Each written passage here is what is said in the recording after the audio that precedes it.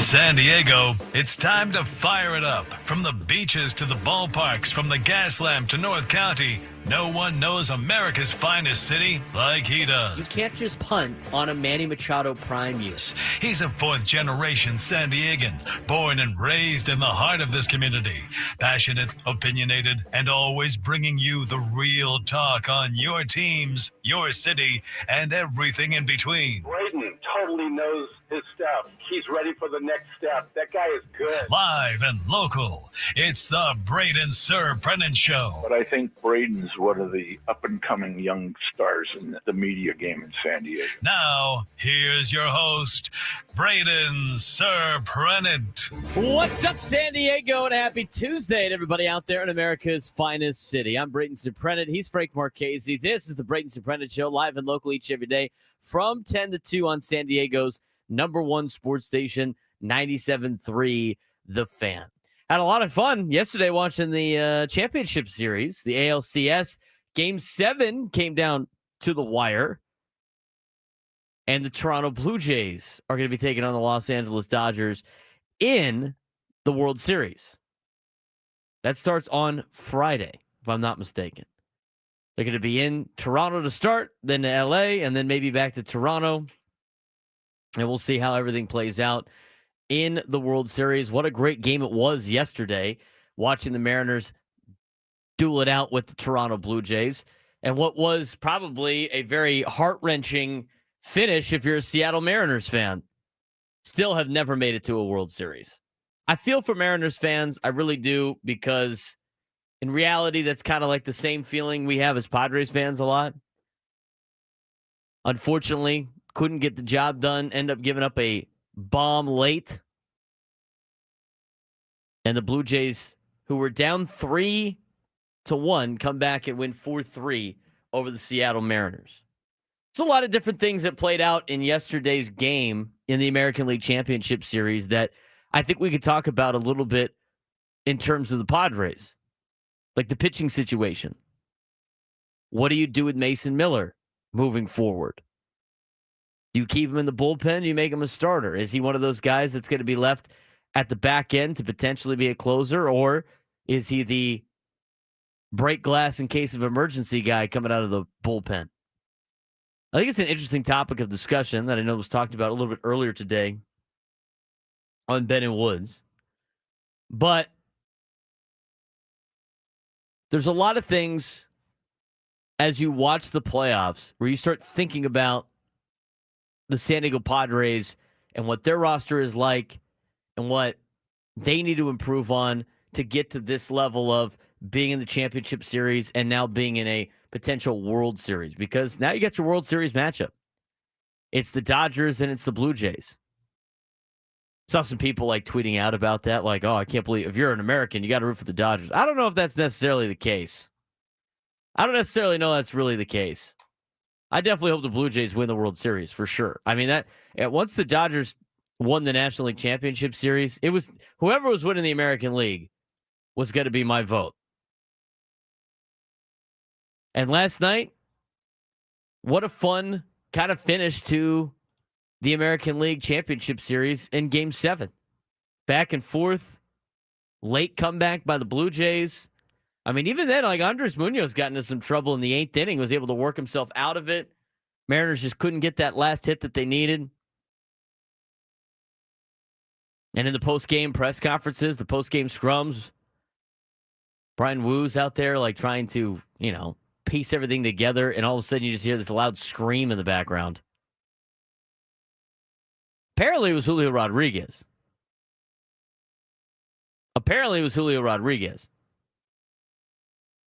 But you just see the frustrations from the Mariners yesterday as they come up a little bit short. Now, a couple other things before we dive into some Padres information. We have coming up later an interesting name that is surfacing with the Padres managerial job. One that we hadn't talked about before. But it's not reported that the Padres are interested. It's reported that he's interested in potential Padres job. We'll talk about that at 11:35. That was reported by Dennis Lynn. Later on, we'll get to the whip around. We'll get to our overreactions, college football, weekend recap. A tweet from a betting insider that was kind of ridiculous.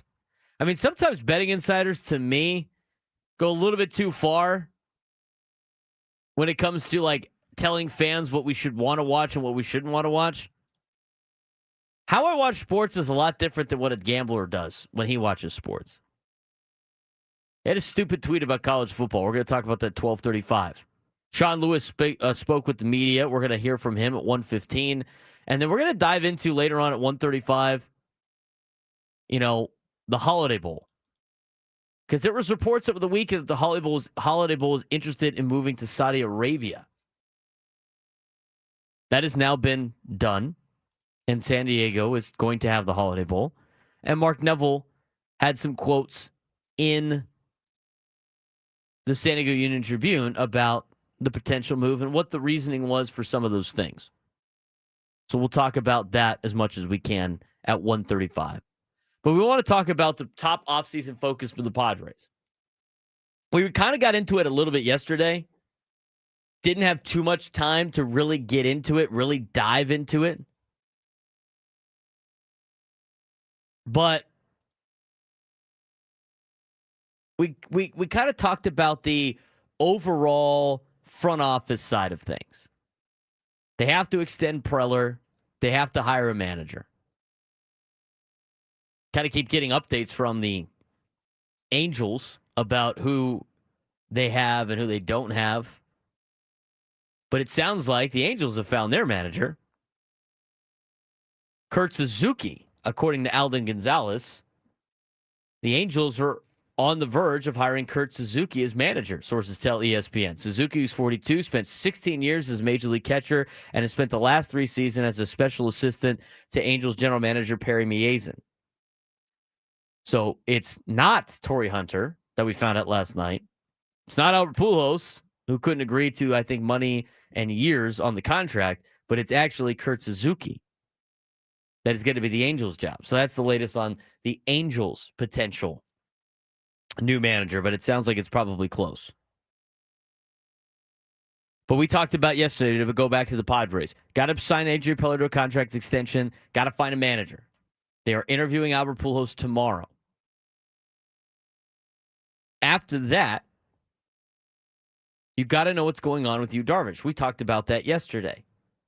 And then the next kind of big question is, what is Mason Miller's role? Starter or an elite reliever? AJ Preller was asked this question in his end of the season press conference Zoom we aired last Tuesday, of whether Mason Miller, who was acquired in a blockbuster trade deadline deal, could be converted from a reliever to a starter. He was dominant relief. He reached over 100 miles an hour and setting velocity and strikeout records during the postseason and throughout the end of the regular season. Padres control him for 4 more seasons, and though the rotation has holes, the bullpen is already mostly a strength.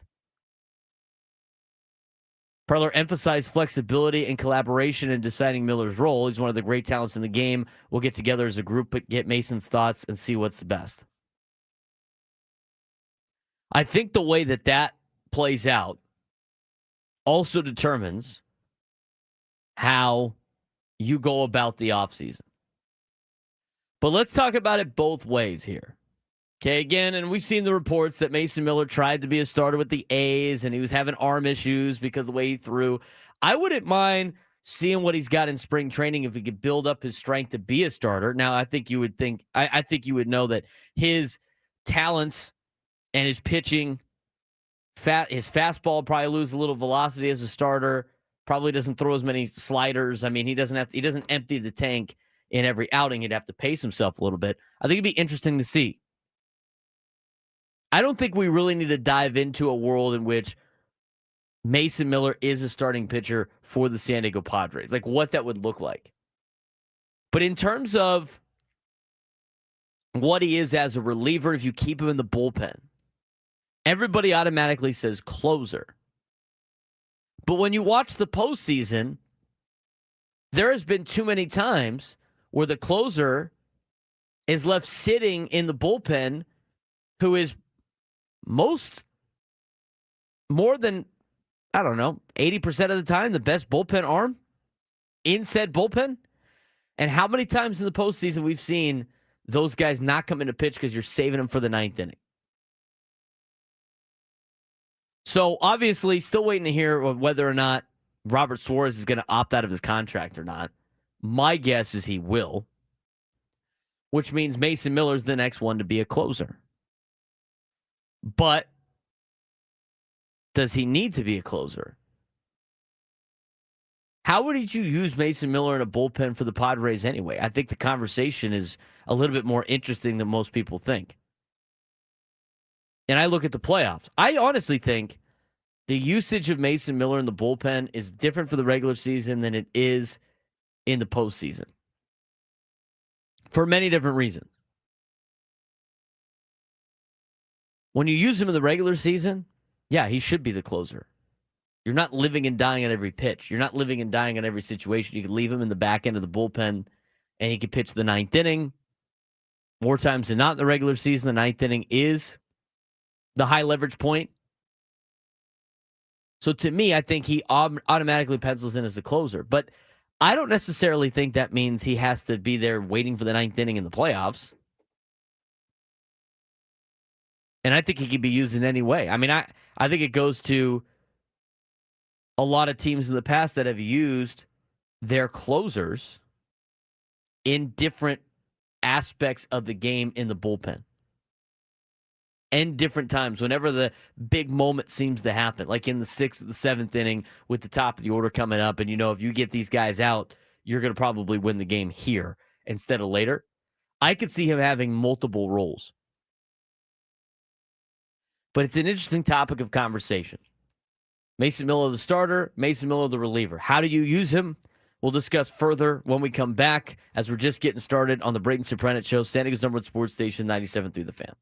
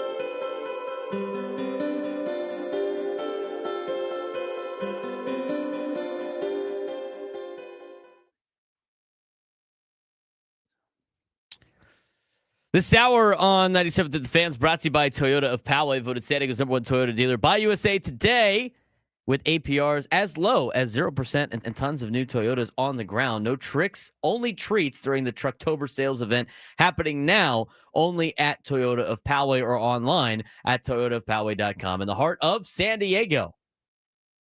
Good times. Get yourself a Tacoma or something like that. I like the Tacomas. My brother has a Tacoma. It's money. I've never really been a fan of the Tundras, but the new Tundras look pretty nice too. So there you go. Trucktober. What was the I think it was like Halloween or something like that, I found out. I think it was who was it? Oh, it was the Yale. Yale had a game. This is from my volleyball notes. When I do volleyball play-by-play for USD, they played Yale, and I was looking at their schedule, and it said Halloween. They're going to play on Halloween, and they're doing like a volleyball Halloween thing for like the kids and stuff. I'm like, that's a great play on words, Halloween. So is Trucktober. Love it. These marketing people are just off the charts. All right, couple of news and notes for the Padres. Okay, something happened this morning. People are trying to make a big deal about it. I don't think it's that big of a deal, to be honest with you. We got the report this morning that, and I'm trying to find the exact deal. Here it is. Francis Romero on social media. Baseball and sports reporter, BBWAA member, covers a lot of the Latin part of baseball. Tweeted this out. Source, the Rockies have hired scout Alvin Duran as their new Latin America supervisor and assistant to the director. One of the most hardworking and talented young scouts in the industry. He successfully completed his stint with the San Diego Padres as DR coordinator, Dominican Republic coordinator.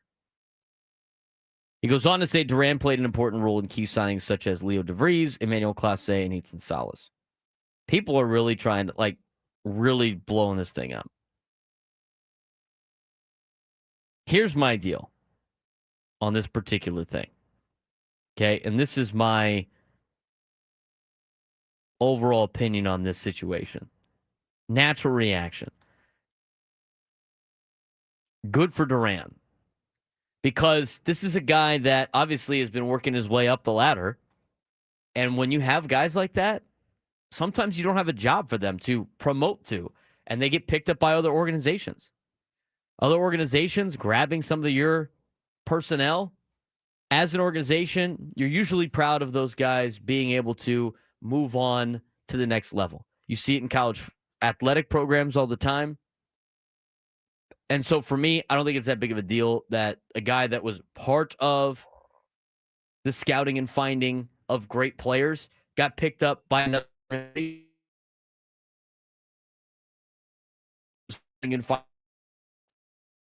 What is interesting about this, though, is the Rockies still don't have a general manager, but they're hiring some lower level pieces. So I find that to be very interesting. In terms of a Padres standpoint, I don't think it's that big of a deal. I mean, some people are trying to make it like, oh, this means AJ Preller's gone. No, stop it. I don't think that's the case.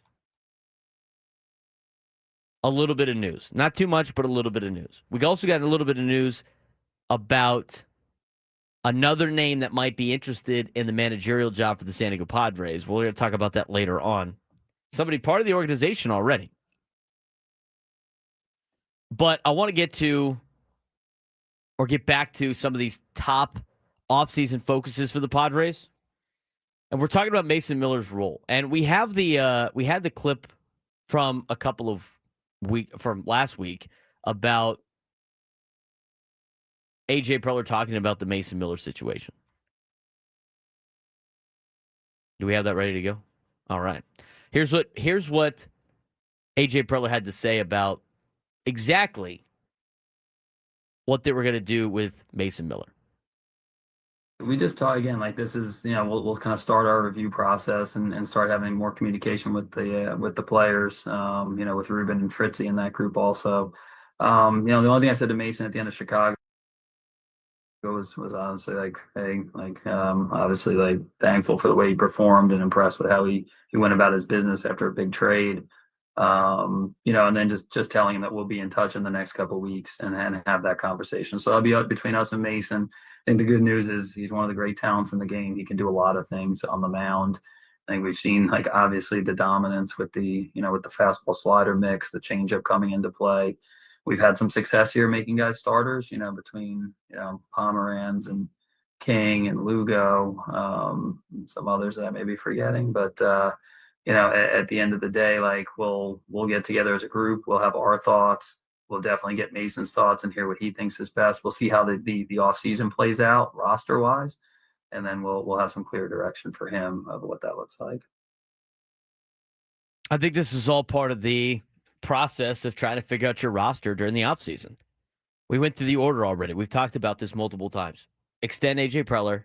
Once they do that, check. Find a manager. They're interviewing Albert Pujols on Wednesday, tomorrow. And we're going to hear from Alden Gonzalez, who joined Gwen and Chris later on, about the whole Albert Pujols situation and why he's garnering so much love as a potential manager. So that will happen later on in the show. But got to be able to hire a manager. And it's not just going to be Albert Pujols. I mean, we're going to start getting some more information on other candidates that they are hiring, that they are interviewing for the managerial job. You got to figure out what Yu Darvish is doing in terms of playing or retiring. And I think he's probably leaning more towards retirement than anything else, but who knows? I mean, the fact that it's been talked about a lot, even before he pitched in Chicago, tells you a lot about that situation. And then you got to figure out, is Mason Miller going to be part of the starting rotation, at least going into spring training, or is he going to be part of the bullpen? I don't mind trying him out in spring training. I really don't. Giving him a couple of innings, trying to work with him to build up to be a starting pitcher, seeing if there's ways to use his assets in a way that's not going to get him hurt, like he almost did in Oaklamento with the Athletics, because I think that solves a lot of problems if you have him under control for a long time and he is a affordable starting pitcher. I think the same thing can be said about Adrian Morejon. I think you got to figure out what you're doing with those two players first before you start talking about, are we signing free agent starting pitchers, or are we signing free agent bullpen arms? Are we trying to trade for a starting pitcher, or are we trying to trade for a closer somewhere? These are all things that need to be sorted out by the staff before they could start asking around. Now, here's the deal. We have the World Series schedule, and the World Series, if it goes 7 games, would be ending on November 1st. And 5 days after that is when free agency opens up during the offseason. So if the series goes 7, 1, 2, 3, 4, 5, the latest that free agency can open up is Friday, November 7th. That is the latest. It could open up very early, too. If the series goes 4 games, then all of a sudden it opens up on November 3rd. So that first week of November, free agency is going to open up at some point in time. And you got to have your ducks in a row ready to go sign some key pickups for helping with the slug, helping with the rotation, figuring out if you need bullpen arms or not. And so all of these things that we're talking about are all kind of coincide with the plan for the 2025, or should I say 2026 offseason. Now, aside from the Mason Miller situation in terms of, is he going to be a starter? Is he going to be a reliever? There's also a couple other questions in there that need to be addressed. You obviously have to rebuild the rotation, so listening and figuring out, or should I say actively trying to figure out if Mason Miller could get the job done, or if you think he can survive being a starting pitcher is part of that. I think Adrian Morejon, I think some candidates within house are also part of that equation. So you really want to think about rebuilding the rotation. But also, what about a certain prospect that's still part of the organization that is one of the highly touted prospects? That's another big question going into this offseason is what do you do with Ethan Salas? How much patience do you have? What do you have him do? He's coming off of injury. We'll discuss further when we come back on the Braden Surprenant Show. San Diego's #1 sports station, 97.3 The Fan.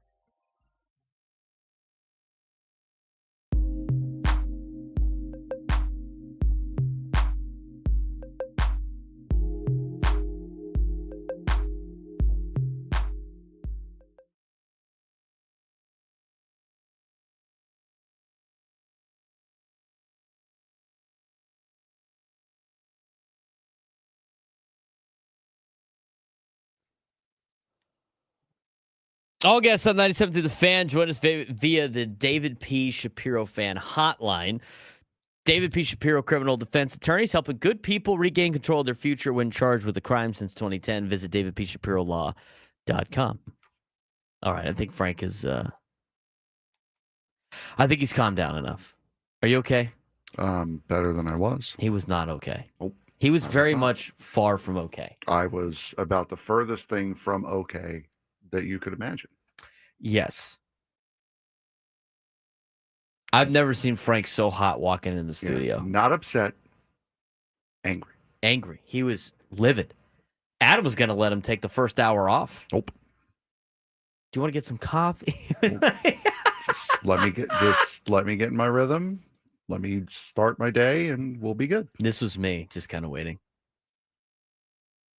Mm-hmm. And I really wanted to be that guy and just start the show and just throw the match onto what was about to be a bonfire that would turn into a mushroom cloud explosion.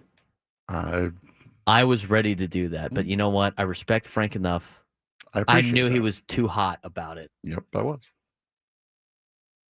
And so I had to really calmly tap dance for the first 2 segments. But Frank is back, everybody. Just a word. Well, it started when I saw that NASCAR revealed the track map for next that year. really calmed down. That's when I started to turn. It was Frank's emotional NASCAR map. Exactly. So is that allowed on planes and stuff? What is that, sir?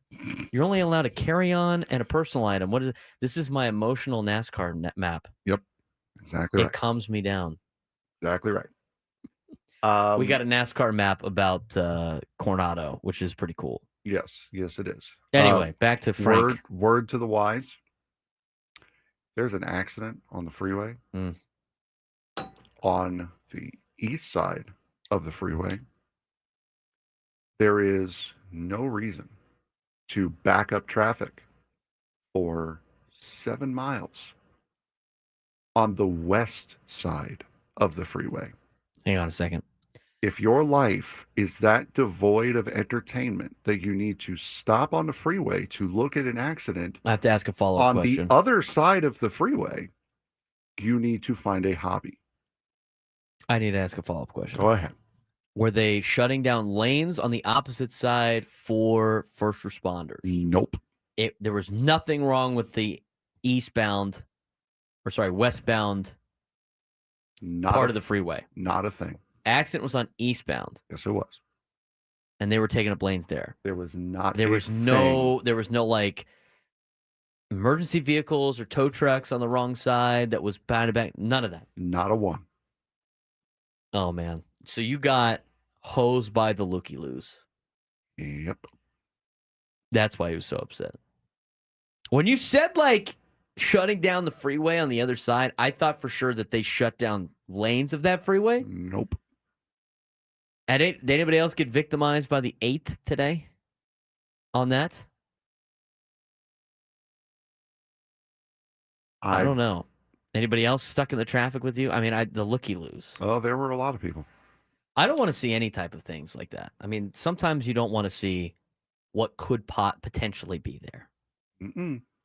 So hopefully everything was good for that point. I don't know if this was the same accident from like earlier this morning. Is it the same one from earlier this morning that we got the reports on? I have no idea. Because there was an officer one earlier this morning. I have no idea. I wake up, get ready, come here. You don't need to look at first responders dealing with what could be a very bad situation. Just keep it moving. In my opinion. Yeah. It's not fun. I don't want to deal with that. Nope. At all. But I know that's been a rough morning for a lot of people today. Mm-hmm. So I'm glad you're feeling better. Yep. Yeah, that one happened last night. I think this is a different situation.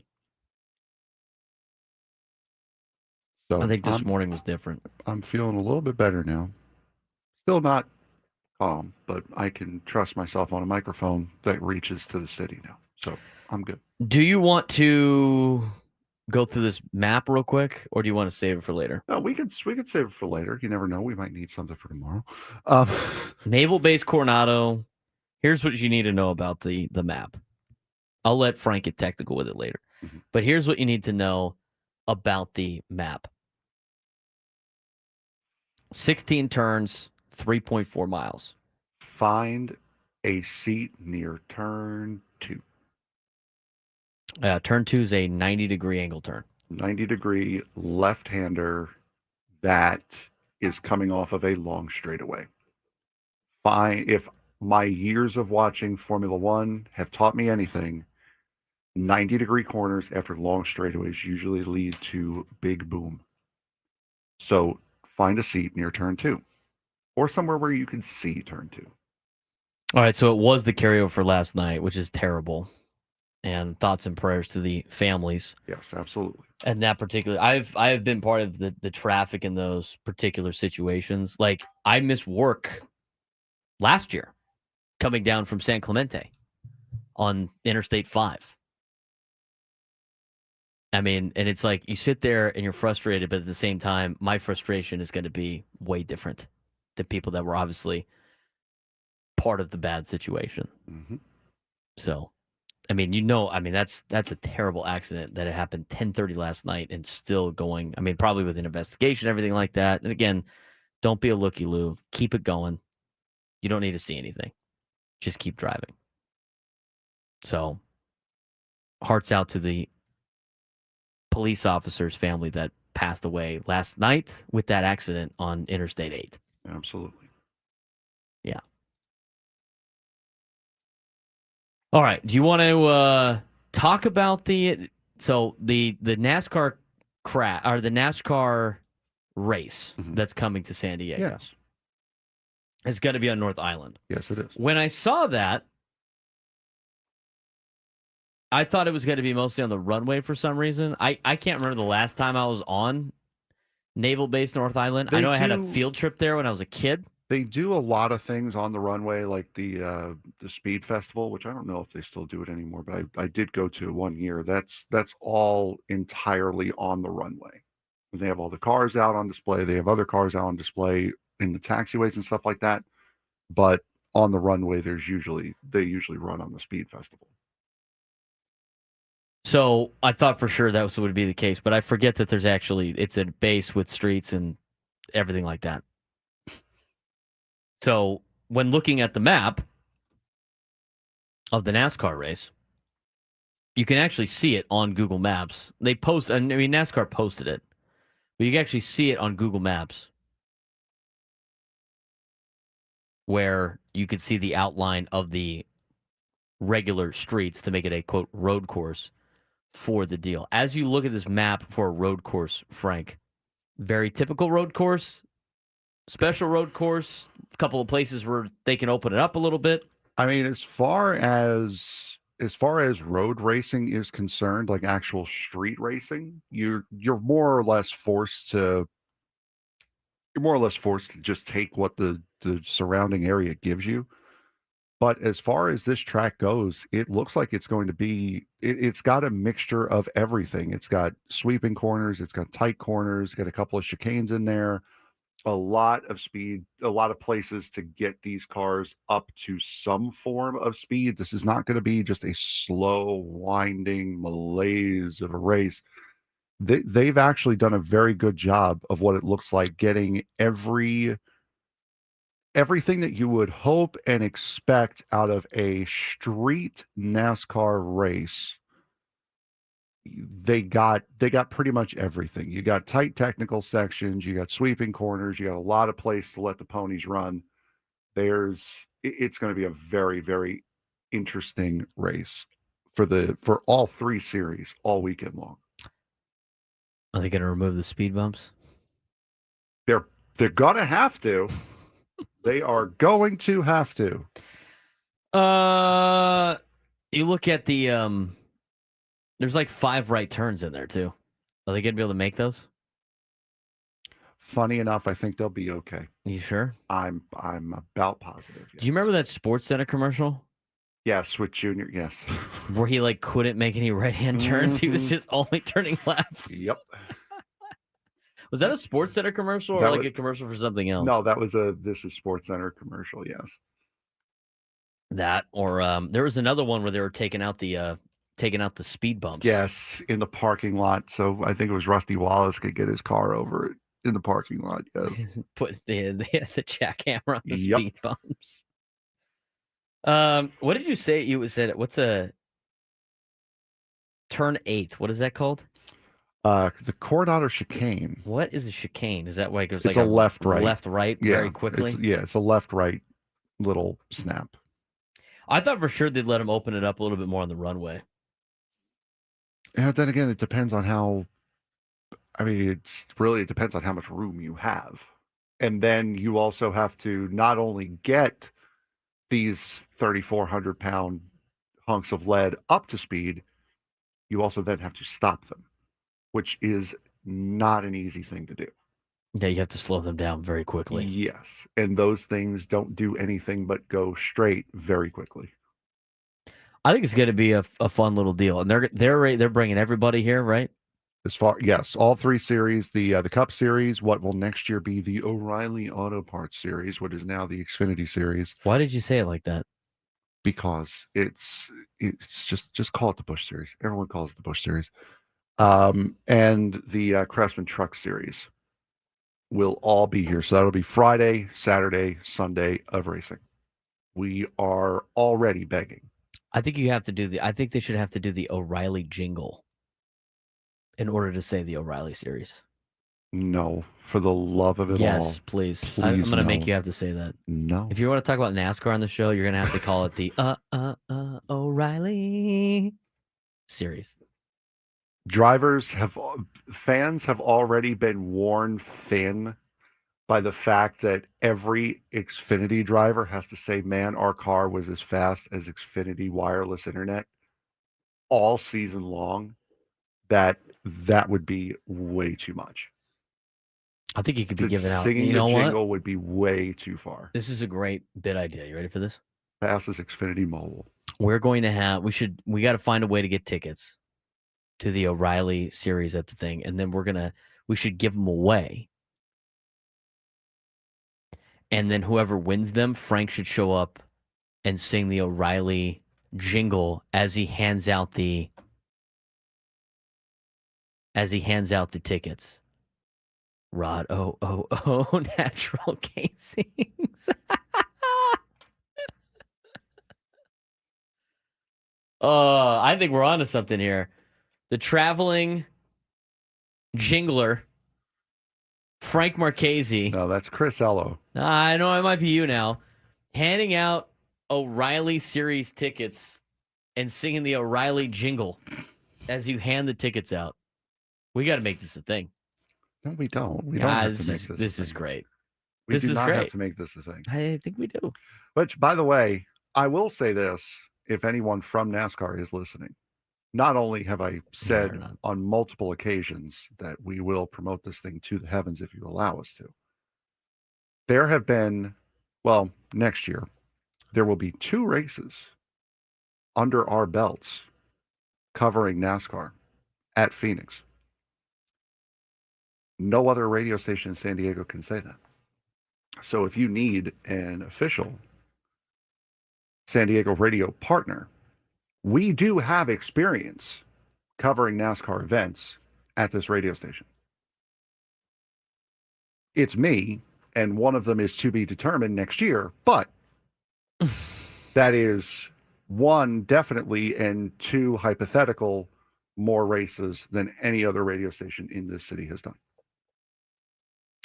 So when somebody wins the O'Reilly, a race in the O'Reilly series, are they going to say like, well, you know, if it wasn't for the parts we got from O'Reilly Auto Parts, probably we would be able to win this race today? That will probably be the bit. Oh God, I can't believe it.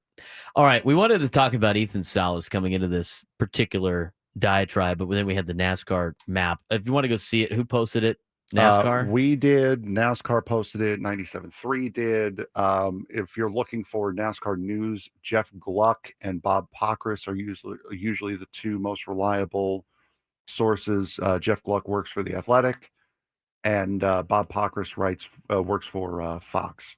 So those would be your two inside NASCAR guys if you want to get any NASCAR news. And there you can go find the map for this particular race that's coming next Father's Day. And of course, at NASCAR San Diego, which is the official Twitter account for the event, has the track map as well. All right, let's talk about Ethan Salas. Team's top prospect, former number 1 international signee from 2023, continues to recover from a stress reaction in his back that sidelined him most of the year. The injury caused him to miss the Arizona Fall League, where he was initially slated to play. Preller said the organization is being deliberately cautious due to Salas's age. He is only 19. Quote, "It's not really a setback. It's about the next 10 years. Salas has resumed batting and baseball activities with a small chance of winter ball participation later in the offseason." What do we think about the timeline for Ethan Salas now with Freddie Fermin being part of the organization? I don't think it's as rushed anymore. I don't think so either. I think you're in a spot right now where at least this year your catching situation is pretty well set. It'll be Fermin and Camposano. That's more or less what you would expect. I think you can afford now to wait a little bit longer to allow Salas to get up to speed, start working his way through the lower levels, get more confident. Now, of course, I would want him to get up with Freddie Fermin as quickly as he can, so Fermin can spread some of that Salvi knowledge to him. But I don't think it's as dire now as it was in July. I don't think so either. I think now you got to let the kid. I mean, realistically, before you started factoring in the situation of, okay, the Padres bringing prospects up quicker than other organizations, and the situation that the Padres didn't really have a catcher. I mean, it's been kind of the whole nightmare of the Padres not having a shortstop for ages, for all of those bad years, quickly turned into now Padres not having a catcher situation. I think that's been solved with Freddie Fermin, at least for the next handful of years. So even with factoring that part out, it takes catchers longer to develop in the minor leagues because they're still trying to learn how to hit, and also they're learning how to manage a staff and being a catcher and working on defense. And even though Ethan Salas is well above his means and mature above his age, it was still going to take some time. I think a lot of people said like 21, 22 years old is like a great time for him to come up. That's still like 3 years away. And Ethan Salas has been with this organization now for a decent amount of time. And people are like freaking out that he's like, oh, he got another back injury. And like, what are we going to do with Ethan Salas? Maybe he's a bust. A bust? The kid is 19 years old. I mean, up until this year, he should have been in high school.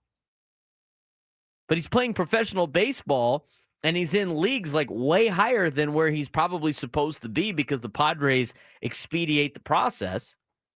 So I think he could go back to a normal timeline now instead of a rush one like Frank was talking about. And I think that's going to play well for a guy like Ethan Salas. And it's a lot easier to find backup catchers than it is to find starting catchers. So you can run with a couple of different backup catchers that'll get 50, maybe 60 starts a year behind Freddie Fermin while this kid develops properly. He may be a very highly touted prospect. However, it has been shown that you can ruin a guy if you bring them up too quick. So maybe this is a blessing in disguise for him. Maybe they do sign Freddie Fermin to a longer-term deal. Maybe you don't really get the chance to see what Ethan Salas turns into, at least on this team. But right now, I think it's pushed the timeline back to where he can be a normal player coming up through the minor league system the right way, the proper way, on the proper timeline, instead of being thrown into the major leagues at 20 to be the catcher savior that this team has needed. He started playing. I mean, he got to Double-A at age 17. He was, on average, 7.5 years younger than everybody in that league. Mm-hmm. He played in that league last year, albeit for only 10 games before he got hurt. He was still 5 years younger than everybody in that league. That's Double-A. That's Double-A. It's going to put him on a more natural progression. Let's say he, in 2 years gets brought up. I mean, he still has the ability, because of where Freddie Fermin is with the contract and being under control now for a long period of time. Yeah, and I didn't mean to extend him now. I meant more down the line. Sign him. I mean, Ethan Salas is set up to basically be like, even if the next 2 years he doesn't get to the major leagues, doesn't get to 2028, when he's 2022, he still has 2 years he can work underneath for me if he wanted to. Interesting topic of conversation. We'll continue some Padres talk as we get to the 11 o'clock hour. Braden Surprenant Show, San Diego's #1 sports station, 97.3 The Fan.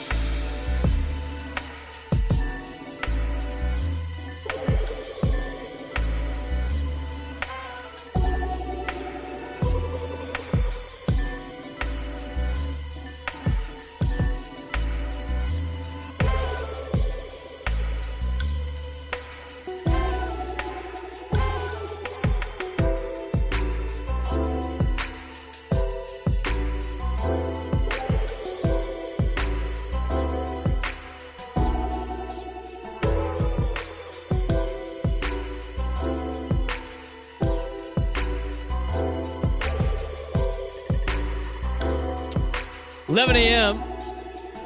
on the Braden Surprenant Show. A lot of people talking about the NASCAR event today. We've got the track, which is great to see. Brock Landers goes, he plays golf at Sea and Air and shop at the Exchange over there. Every so often, I've seen the map, and I know those streets, they seem so small for a race. Street course. Do you think they'll take out the speed bumps? Again, You got the permits for that? I would hope so. You got the permits for that? No, still working on it. Still working as far on as it. I know. I don't know if the military's cleared it yet. We're still waiting. 833-288-973, 833-288-973. This guy goes, can't wait for Father's Day at the track. Gonna be a fun time. We had a question. Somebody tweeted at us. Yes, we did.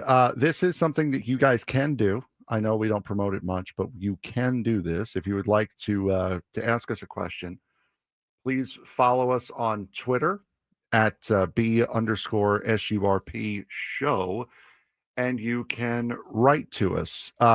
This is from Santee Sean on Twitter. Mason Miller is dominant. Suarez will be gone. Why take a guy that is a superstar closer just to have him try to make 25 starts, blow out his arm, and we lose him? Not catching the reason on this one, but I'm a softball coach, so what do I know? That is exactly what he wrote as he wrote it. That was not me. You're not a knocking him softball. as being a Super Bowl. You're not a softball coach. No, I am not a softball coach. Thanks for clearing that up. My reasoning is for a couple of things. One, it saves you money, which is not the best reason. But the other thing too is he has the ability to do it, and I think it makes a lot more sense on that trade if he actually becomes a starter. And there was some teasing about him potentially being a starter for the A's. I know they tried it slightly, and he ran into some issues, but I don't think it's bad to talk about it and ask him. And if he wants to do it, try it in spring training and see where he's at health-wise and see what he does. I mean, to me, that's it might be more valuable than him being a guy that's only used for a couple of innings. I mean, think about it from a perspective of like,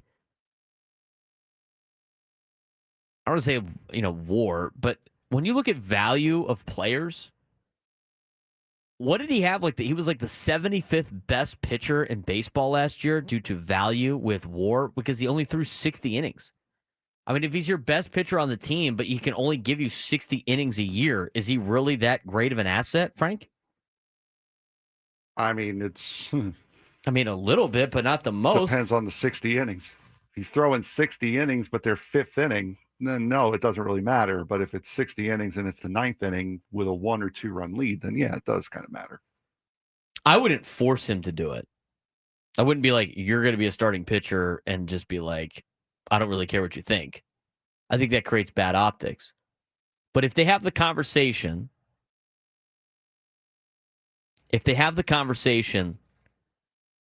with Mason Miller, and he says, I'm all for it, then I think you got to give it a chance and see what it's like in spring training. And to me, this is a one-time deal. Okay? It's not a try this multiple times during his Padres career. I think you try it now.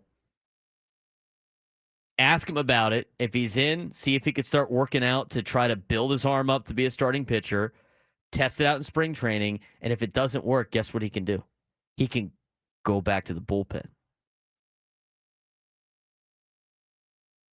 People are worried about him blowing out his arm. I think you could do this in a cautious way instead of just like gearing him up and having him go out there.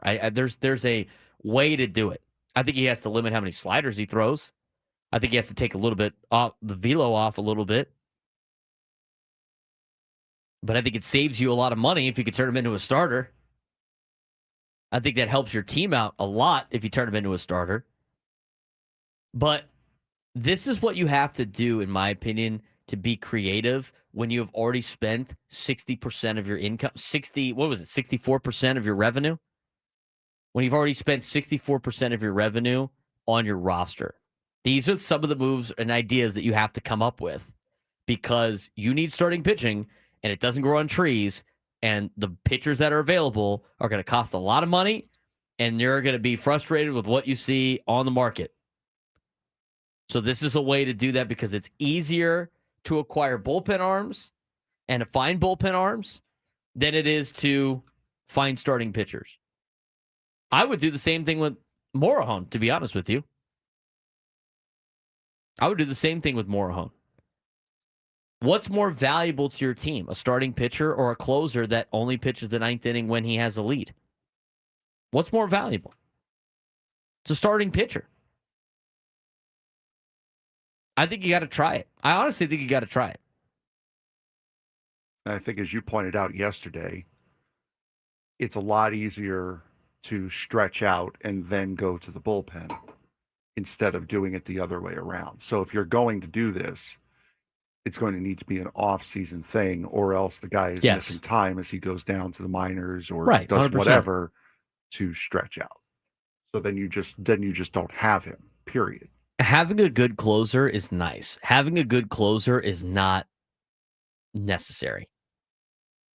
And it's almost like when Mason Miller's only throwing 60 innings for you, I think he'd throw more next year. He's like Mason Miller sitting in the Padres bullpen is like that meme of that trailer park, right? The house is all beat up, and then under the covered parking, there's like a Maserati in it. That's what it is, like having a elite closer, but like everybody else in your rotation. Like, what happens if your rotation's not very good, and you just have Mason Miller hanging out back there? You have to find ways to create value.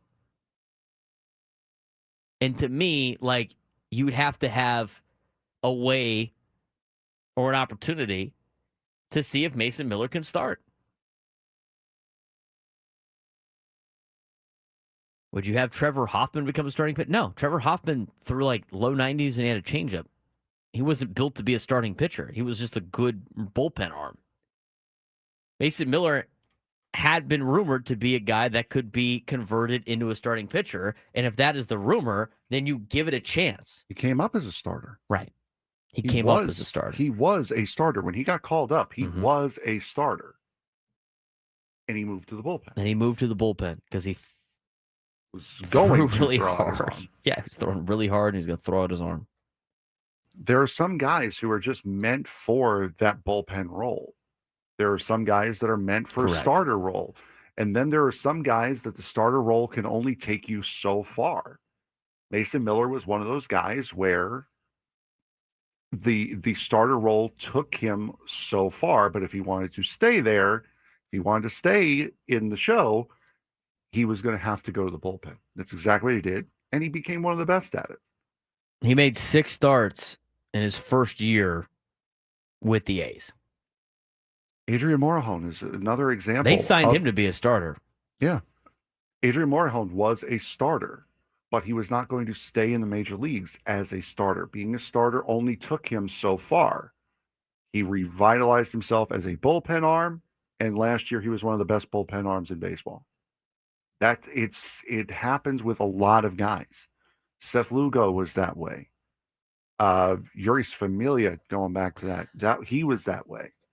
There are guys that come up as starters. Rafael Montero was a starter when he came up with the Mets. He found his calling in the bullpen with Houston. It happens. It's not max value as a closer. There's only so much value getting a closer, but he only pitches a handful of times, and it's just 1 inning. This is what Mason Miller did in 2023 as a starting pitcher for the A's. He pitched 4 1/3 innings in his debut against the Cubs, gave up 2 earned runs on 4 hits. He threw 4 innings. Black screen again. 4 innings against the Angels, in which he gave up 4 earned runs. Again, this is a rookie year for Mason Miller. He threw 7 innings against the Mariners in a 2-1 loss back on May 2nd, 2023. 7-inning shutout ball. 4 walks, 6 strikeouts. Threw 6 innings against Kansas City as a starter. 2 earned runs, 5 hits. He then came in as a bullpen arm against Toronto through 2 innings. Later in the year, then he started again. He did. He started a couple more times. That was around the time that they were worried about his arm, and they moved him to the bullpen. Just because he had a little bit of issues before doesn't mean he's going to have them again. And who knows? Maybe the way that the Padres navigate it will be a little bit different. But to me, I think Mason Miller, who was a starter coming up, should be used as potentially a starting pitcher. And Vapors in the chat, we're not making a case that he'd be more valuable as a starter. It makes the trade more valuable when you give up your number 1 prospect in the minor league system for a closer that doesn't look great. Well, let me ask you this. If you give it up for a starter, it looks better. Let me ask you this, though. I think he would be more valuable. You want to know why he'd be more valuable? And I think Cal is all day in the chat brings up a good point. Average innings per start in Major League Baseball nowadays is like about 5 innings. He probably could do it. You don't need him to go 7. How many innings do you need him to go as a starting pitcher? If he is pitching, let's just say he is as dominant, maybe slightly less dominant as we just saw him in a Padres uniform. How many innings of him going do you need? Right, but my point in No, I'm not done making my point. Answer that for me. How many innings? If he's going to pitch like he did in the postseason, slightly less, 5 or 6. 5 innings is probably great. So if that is the outings he could put out there and just has insane wipe away stuff, and he's making ARB money for 3 years, that is more valuable than him just being a closer. We're saying the same thing. But the point of what I was saying, the point of the comment that I was responding to was Vapor said, mark my words, he'll be a top paid closer in a couple of years. We're not saying that he can't be a closer. That's been proven already. He can be a closer. What the point we're making is it would make the trade more valuable if he became a starter. And if he can't do it, then he can't do it. Fine, move him back to the closer role. That's what we're saying. His greatest strength is not his 104 fastball. His greatest strength is slider. Yes. His slider is his greatest strength. His slider is disgusting. His slider playing off of 99 or 100 is still a lethal combination. And if you can use that for multiple innings, he is a way more valuable player to the San Diego Padres as a starting pitcher than he would be just 1 inning as a closer. Didn't he throw his immaculate inning with 9 sliders? Yeah, he didn't even throw his fastball 1 time. No, his fastball is not his greatest strength. His greatest strength is his slider.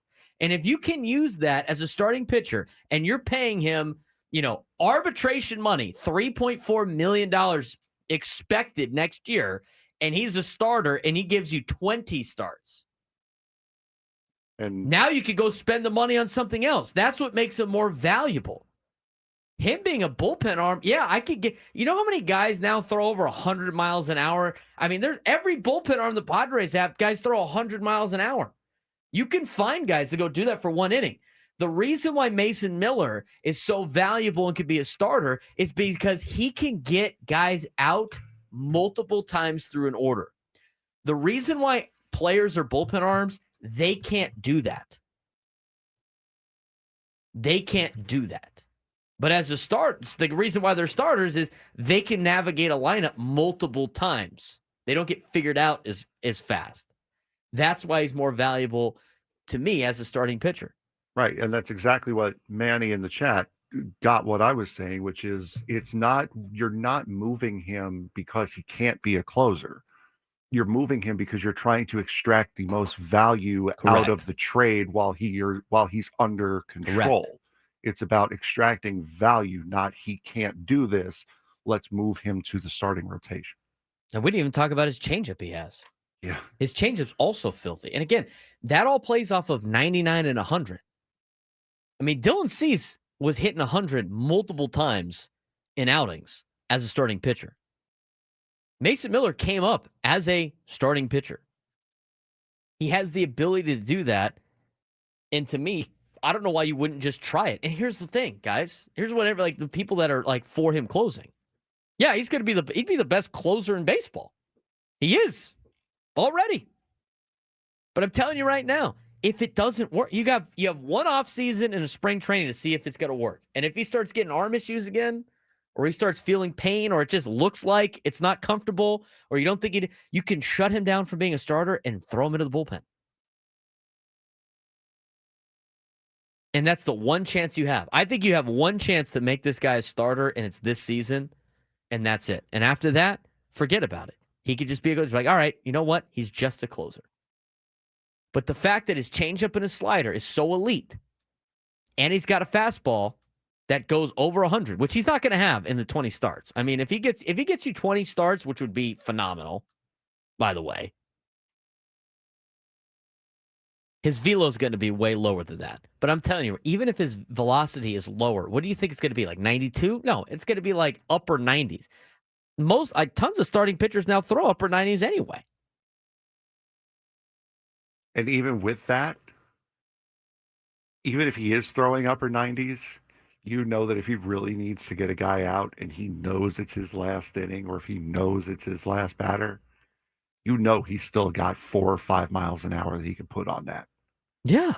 He can, if he needs to get out of a pinch, and he's been throwing 98, 99 all game, he can reach back and throw 104 once to get out of a jam, to get out of an inning. Can't do it all game, but you know he can do it. A guy like Dylan Cease, if he's throwing 100 consistently, you know he can't reach back and get a little bit more. Mason, you know he can. I think you got to also phrase this, Frank, and I'm going to phrase this when we come back. It's like, would you rather have Mason Miller try to be a starter for $3 million, or go get some guy that's going to be worse, that's a starter, that's going to cost you like $15 to $20 million? These are the conversations you have to have when you're tight to the budget and you've spent a lot of money and you have a lot of holes you got to fill. You have to start getting creative. I'll give you some names of guys that are going to be starters next year. They're going to cost you $20 million a year. Would you rather have them for 4 or 5 innings, or would you rather have Mason Miller as a potential starter? We'll talk about that when we come back.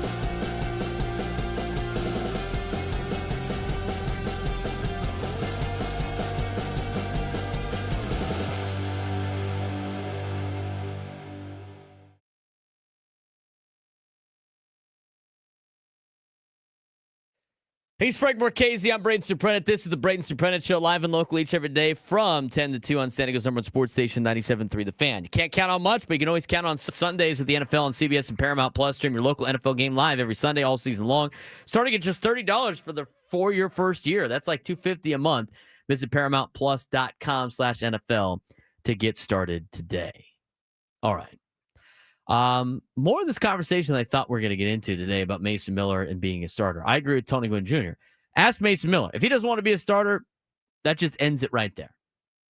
I think you got to clear it with the player. And to me, if he says yes because he was a starter. Wait a second. These players are human beings that have like bodily autonomy that can do whatever they want when they feel like it. Mm-hmm. Wow. So this isn't like MLB The Show where you just put them somewhere and they can't tell you anything. That's right. Wow. So you ask Mason Miller, see what you got. If he's interested, try it out. What's the worst that can happen? Everybody's just assuming the worst because we're trained as Padres fans that just everything's bad's going to happen all the time.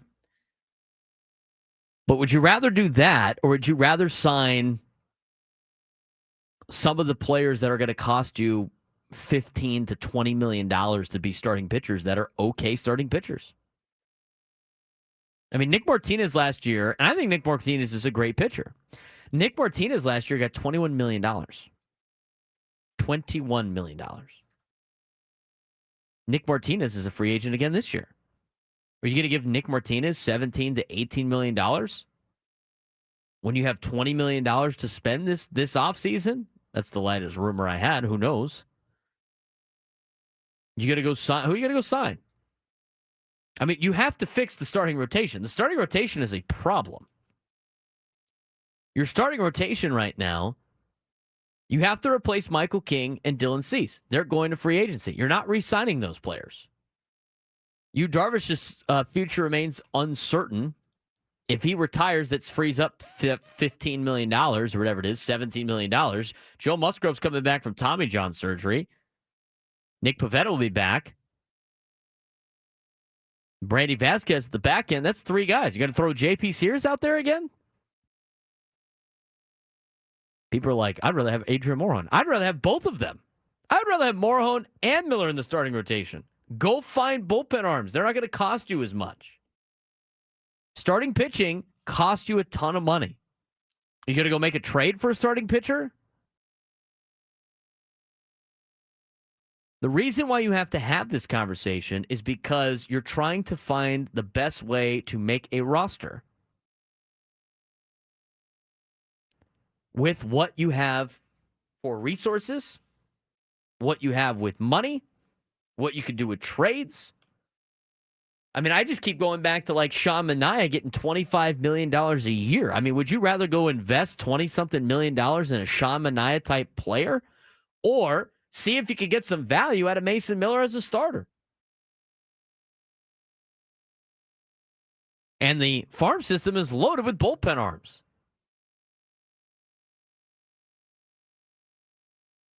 What's the hurt in trying it? Again, you try it to a level until you see if his arm can handle it. He came up, as mentioned, as a starting pitcher. I've been trying to pull up his minor league stats for the last 8 minutes, but my screen keeps going blank, so it's hard to navigate. All right, here we go. He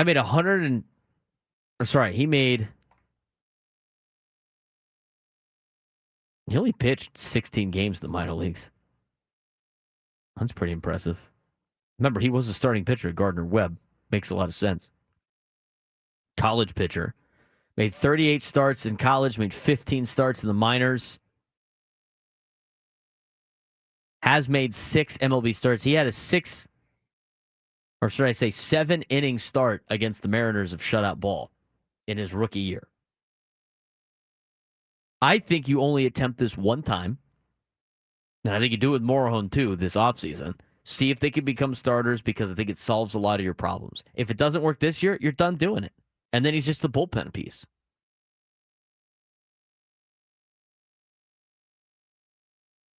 He came up as a minor league starting pitcher. That means he has the ability to be a starting pitcher. And to me, he's more valuable as a starting pitcher than he is as a closer because closers are luxuries that a lot of teams sometimes can't afford. Why pitch him just in a situation to hold the lead when you can have him pitch for like 3 or 4 innings, 4 or 5 innings? Again, it's about creating value and trying to build a roster. And right now, you don't have the amount of money available, at least being reported, to fix all of the problems that you currently have with the roster. This is why you have to have this conversation, Frank. Oh, I agree. And this is, again, to reiterate from last segment, this is not that he can't be a closer. He's not good enough to be a closer. It's not that. It's you're trying to get the most value out of him that you can. And the most value you can get out of him is as a starting pitcher. Again, like you said, if it doesn't work, then fine, you move into the bullpen. It helps the younger kids. It helps the David Morgans of the world. It helps the Bradley Rodriguez's of the world come in, get their playing time up in the major leagues, which is something they couldn't really do last year because the bullpen was so clogged. And with the way the bullpen was being used last year with the 4 horsemen and the 5 horsemen and the 4 horsemen 2.0 were being used, run into the ground, they weren't really getting those opportunities until they had no other options. So it's a win-win. You don't necessarily need to go and find bullpen arms if those 2 guys work, or even if one of them works coming up to the starting rotation, because you've got a bunch of young players in the minor leagues, whether they be in San Antonio or in AAA El Paso, that can fill those roles. To me, with Mason Miller, too, because somebody brings up, what if he turns into Jordan Hicks? Mason Miller's slider and changeup are a little bit better than Jordan Hicks' slider and changeup. And what do you say? And again, what do you say if he turns into Jordan Hicks? Well, back to the bullpen. Back to the bullpen. Yeah, that's the luxury of him being a bullpen arm. Give it a shot. If it doesn't work out, you can move him back to the bullpen. You know what he can do in the bullpen. You know what the answer is there. It's okay. He's learned. He's matured. Let's see if he can do this starting thing now. We're also acting like the Padres haven't done this 4 times already. Did it with Nick Martinez. You went the other way with Nick Martinez. He was a starter. They moved to the bullpen. And they went back to being a starter. Yes. Did it with Seth Lugo. Seth Lugo. I don't know. When the Padres acquired Michael King. Yeah. Michael King was another one of those guys. He was always a starter. The Yankees couldn't work him into the rotation. That was why he didn't break in there. Still, wasn't a starter when they acquired him. They acquired him to be a starter. He threw the most innings ever with the Padres after he was throwing a bunch of games for the Yankees, not as starts. Threw 104 innings his last year in New York, 173 the next year. I guess you could say, well, now he's injury prone, but him sleeping on the wrong side of his bed. And Steven Gutierrez, what does it doesn't work mean? Getting injured? No, it means he gets shelled as a starting pitcher. He can't go more than 2 or 3 Slider, innings. It doesn't look the same. Yeah, if pitches don't look the way they did. He doesn't have the same command, velocity, control. That's what we mean by it not working. He's not going to work as a starter. Back to the bullpen, throw your hardest, whip that slider, do whatever you got to do. Correct. I think it'd be foolish not to try it, especially with where you're at. Now, if the Padres had endless amounts of money, they could just go get a bunch of starters, then yeah, why move them? There's no reason to. But the fact of the matter is you don't. Where are you going to find starting pitching? I'd love to know where you think you're going to find starting pitching. Which one of these guys you want for a lot more money than you're paying Mason Miller?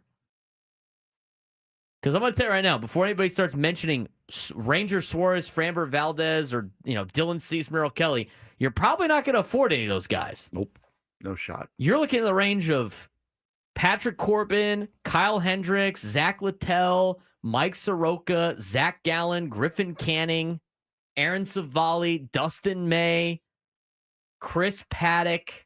Which one of those guys do you want instead where you're going to have to spend some money? That's what I'm saying. Again, I don't think people are listening to the plan of this, of Let him figure it out this offseason. Ask him if he's interested. Let him get into shape. Try him out in spring training, and you will know by the end of spring training whether or not you think you can use him as a starting pitcher. And if you can't, you put him into the bullpen, and you never have this conversation again. But you got to find a way to get starting pitching innings. And unless you're going to roll out there with J.P. Sears, a lot of Randy Vasquez starts. Johnny Brito's back, baby. Those are the players that you're going to have to potentially try to go sign to win with. Ryan Yarbrough, Marcus Stroman at age 35. Oh, God. Mike Clevenger, he's available. Hey. Edmond Marquez, Charlie Morton, Miles Michaelis. Are you telling me Mason Miller couldn't be better than these guys? I mean, those guys are going to cost you more money than Mason Miller. So, or you take a chance that you find a Nick Pivetta again. Now, just to throw some fire onto the other side for a second, you're going to be without Jason Adam until at least after the first half of the season. That would be another reason that I haven't seen in the chat yet why you would argue to keep Miller in the bullpen, why you would keep Morahone in the bullpen, because you're going to be missing Jason Adam until at least after the All-Star break, probably until August, because he's going to need time to ramp up. That's just playing devil's advocate, though. I don't think that I don't think who's going to be in the bullpen if you move these guys? Yes. I don't know, Bradley Rodriguez. No, I understand. No, I'm just saying. I mean, I don't have a problem. Thing is, I'm not fighting for that side. I'm just saying. I'm answering the devil's advocate. You can't just bring up a devil's advocate and just be like, oh, well, this is the. Look at the relief pitchers that you can go get. You can go buy guys in the bullpen that are going to eat you innings and not going to pitch a lot, and they're not going to cost you a lot. You could go get players to pitch in the bullpen. You're welcome. 833-288-0973, 833-288-0973. You want to talk about the ALCS yesterday, Frank? Sure. Get a little World Series preview. We'll talk about that when we come back on the Braden Surprenant Show, San Diego's #1 sports station, 97 through the Fan.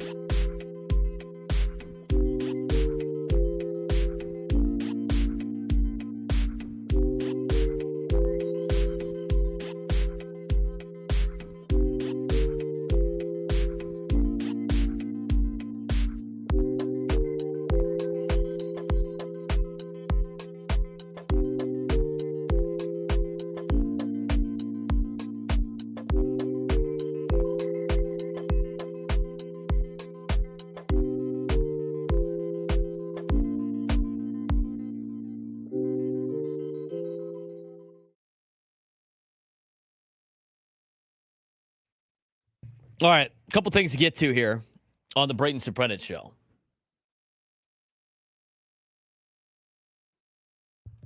We'll get to the fact that this hour is brought to you by Toyota of Poway, voted San Diego's #1 Toyota dealer by USA Today, with APRs as low as 0% and tons of new Toyotas on the ground. No tricks, only treats during the Trucktober sales event, happening now only at Toyota of Poway or online at toyotapoway.com in the heart of San Diego. We do want to talk about the LCS. We want to talk about the World Series matchup. Yeah, as much as we can. Safe travels to our boy Crum, who's working the game. He's working the World Series. He's going to Canada for the first time. He's leaving the country for the first time. I was going to say, it's for what you said during the break, it sounds like he's going to have an interesting old time getting into Canada. I told him he was complaining. So last night he was like hoping Seattle would win just because, and he's unbiased. He didn't really care. But the travel between Seattle and LA is a lot better than the travel from LA to Toronto. And I'm like, yeah, that kind of sucks. Plus, you got to go through customs. And he goes, what is that? I'm like, what do you mean, what is that? He's like, I was like, have you never left the country? Which is, you know what? That's not everybody has been fortunate enough to travel abroad. I'm like, have you never been to Mexico? No. Okay. He's like, is security the same? And I said, kind of. You're going to have to go through customs every time you land during the series. Like, if they go back to Toronto, you're going to have to do it again. So you're going to have to go through customs in Toronto, and then you're going to have to go through customs again when you get to LA for the LA portion of the World Series. And if it goes more than, what is it, 5 games? If it gets to game 6, you're flying back to Toronto to go through customs. And if it ends in 6 games, you're flying back to San Diego to get through customs again. Okay. That guy's going to have to go through customs once in Toronto, once back in LA, once in Toronto, and then back home. If it goes 6 games, minimum of 6 games, he's got to go through customs 4 times in about a week and a half span for a guy that's never had to do it. Interesting. We're a fun-loving entertainment show. We know. Yes, he does have a passport. He had to get one of those. Cody. Yes, he does. He does have a passport. We know that there are people that lurk from Los Angeles that listen to this show. We see them in the chat every time we mention the Dodgers. If any one of you just so happens to work at LAX at TSA, please give Crum the full TSA experience. I'm talking rubber glove and everything. Wow. Just to show how bad it can be. He left San Diego's airport today. He's like, security, like leaving is not the problem. It's when you land in the other country. You have to go, and you got to go through all these things. I mean, every country is different. That's why at LAX, if anyone works for TSA at LAX, have some fun with Crum. Have some fun with our boy, please. Our friend. Oh yeah, I've gotten the 4S check every time I've left this country. It's not a lot. Like, I have to take off my shoes. They do the gunpowder thing, and then they have to open the bag when you're getting on the plane. I've had to do that every time. I do it every time. I had to do it for coming back from Mexico. I had to do it coming back from Italy, and it's on your boarding pass, and that means you can't download it to your phone. You have to physically check in at the thing. I hope he gets that now. That's actually great. If it's from Toronto to San Diego after the series is over, somebody please plant a bottle of ketchup on his bag and send him to Mexico. Just plant the bottle of ketchup, make everyone think he's going to Mexico to put ketchup on his tacos. He will never be allowed out of the country again. He's currently flying to Toronto right now. Clay, yes, he could have applied for global. He's not leaving the country ever, except for this particular situation. So there's no reason for him to apply for global entry. And go Aztecs. It's not called being devious. It's called having fun. It's called harmless fun. So we'll see how that goes. Our friend Perez goes, quote, Crum in Canada is a social media series I would run if I was the Fox social coordinator. I honestly think that would be great content. That would be fantastic. Crum in Canada. Make him go try Tim Hortons and stuff. All the local fast food places. A Crum of Toronto. A crumb of Toronto. What a great, you know what? We're onto something here, Fox. You have a utility working on your crew for he does the pregame, the pre and post game crew. So he gets to work with Derek Jeter and those guys. He says they're super cool. So he gets to be, I don't care if he's cool. Call Jeter an a-hole for me, please. he didn't say A-Rod was very cool. That which I've heard from multiple times. That I've heard that multiple times. But anyway, Crumb in Canada would be a great bit. Would be a just phenomenal bit. And Fox, I will give you that, a Crumb of Toronto name. Crumb of Toronto. For a friendly discount of 95% of the proceeds. I got to hear what he thinks about Tim Hortons. What else? Poutine fries? What else does he need to try? What else is very Canadian food-wise? I know it's not the noon hour yet, but... Anything with maple syrup on it. That's true. That's pretty true. What does Canada know for? Poutine and Tim Hortons? Pretty much, yeah. I think that's it. Hockey. You should buy us a hockey stick or something. Sneak that through customs, San Diego. See, I feel like Toronto's got to go through this every single road trip. They got to go through customs every single road trip. The Raptors have to go through customs every single road trip. At least in hockey, there's enough Canadian teams where they don't have to do it every single time, but still. Brutal. Crumb of Toronto. That's a great, you know what?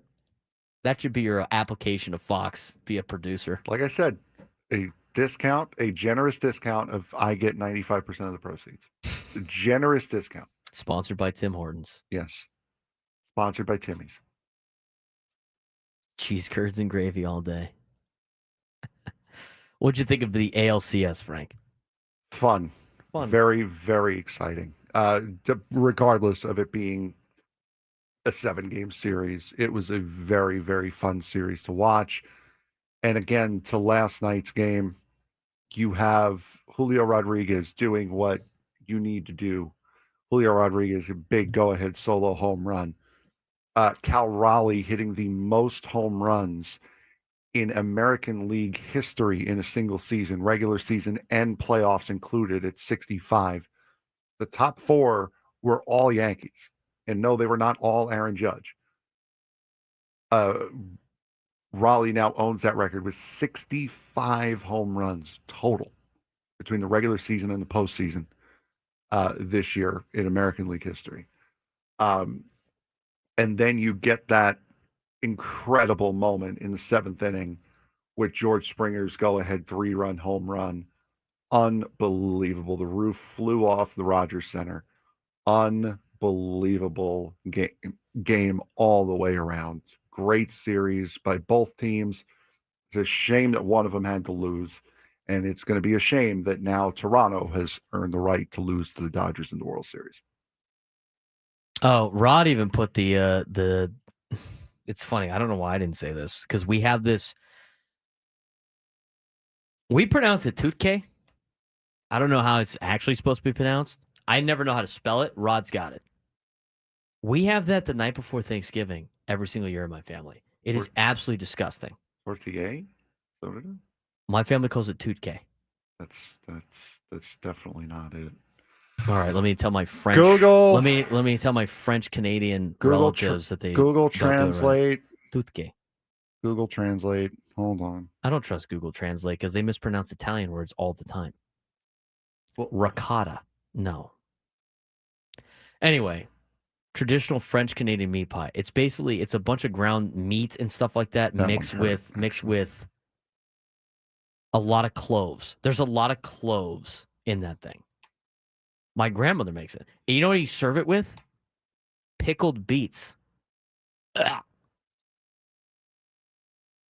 They make it the night before Thanksgiving. The Surprenants do, because I'm French Canadian. So the Surprenants make the Tutke, and it is disgusting. So I'm seeing a picture of it now. It's gross. So what you've done is you've put haggis in a pie instead of the lining of a sheep's stomach is what you've done. Basically. I don't know. You've Meat. Yeah, exactly. You've put haggis in a pie crust instead of the lining of the sheep's stomach. I Got it. refuse to participate in Tutke. My uncle one I time would said as it. well. My uncle one time said it. It was great. Great comment. There's not enough ketchup in the world to make me eat Tutke. I won't do it. Yeah, I don't like cloves. I don't like the meat pie. I will not participate. As the great philosopher Colonel Sanders once said, "I'm too drunk to taste this chicken." Yeah. The pickled beets with the Tutke meat pie. Anyone The who's day watched- before Thanksgiving. I don't know why the Surprenants do that, but they do. And I will not be carrying on that tradition. Maybe it's something when you turn like 45 or older, it starts tasting good. My cousins love it. I think it's disgusting. anyone who's watched Talladega Nights, by the way, is howling at my reference. Yes. Cody in Wyoming. Canadian Thanksgiving or USA Thanksgiving? I didn't say on Thanksgiving. I said the night before Thanksgiving is when the Tutke gets busted out.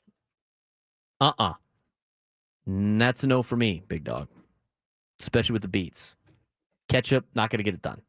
Worcestershire sauce, not enough. I will eat something else. Tourtière, I believe. Tortilla. They call it Tutke. I don't know why. Maybe that's the American version of it when they came over from French Canada. All right. Did we get to the bottom of El Paso posting a Snell congratulations 3 days after they won? They got so much flack for it, they deleted the tweet, and rightfully so. And then the River Cats said you beat us to it, Yes. but also beat LA always. They put that in there. That wasn't great for our Chihuahuas. They probably just didn't know. Dodgers and Blue Jays. Wait, what do you will be mean in the they World Series. didn't know? They probably just the poor guy that just is from El Paso that doesn't know. I don't know how you could like think that was going to be a good idea to tweet out. So anyway, Blue Jays and Dodgers in the World Series. That will start up on, was that Friday? Game 1's on Friday? Yes, game 1 is on Friday. It'll be Friday, Saturday, day off Sunday, Monday, Tuesday, Wednesday, day off Thursday, Friday, Saturday. There is another name surfacing with interest in the Padres managerial job. We'll tell you who that is when we come back to start the noon lunchtime hour and what happened over the NFL weekends. A lot of football talk in the next hour as well. Braden Surprenant Show, Stadium Number Sports Station 97 through the Fan.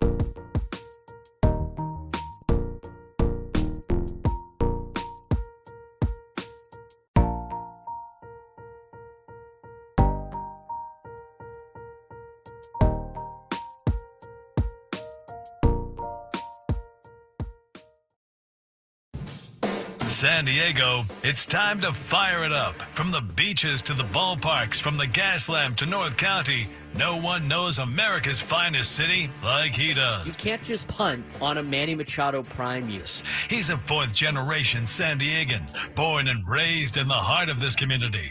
Passionate, opinionated, and always bringing you the real talk on your teams, your city, and everything in between. Braden totally knows his stuff. He's ready for the next step. That guy is good. Live and local, it's the Braden Surprenant Show. But I think Braden's one of the up-and-coming young stars in the media game in San Diego. Now, here's your host, Braden Surprenant. New lunchtime hour on 97.3 The Fan. This hour is brought to you by your local Kia dealers. Visit kia.com to discover movement that inspires. All guests on 97.3 The Fan join us via the David P. Shapiro Fan Hotline. David P. Shapiro criminal defense attorneys helping good people regain control of their future when charged with the crime since 2010. Visit davidpshapirolaw.com. All right, a couple of things I need to get to. Yeah, we were going to talk about the NFL weekend in just a little bit in this hour as we're starting the third hour of the show. We also want to mention there was a report that came out today about another name being interested in the Padres managerial job. We will tell you who that is, but we have to get to what we missed. And I don't say we, what I missed. And that is today's sports thread. Tony Gwynn Jr. here from my friends at SDCCU. Research shows that access to books... Okay. That was a lot at one time. It was a lot at one time. Okay, so we had like our intro music, and then we also had a Ben and Woods, and then Tony Gwynn Jr. was talking. Yeah, he was.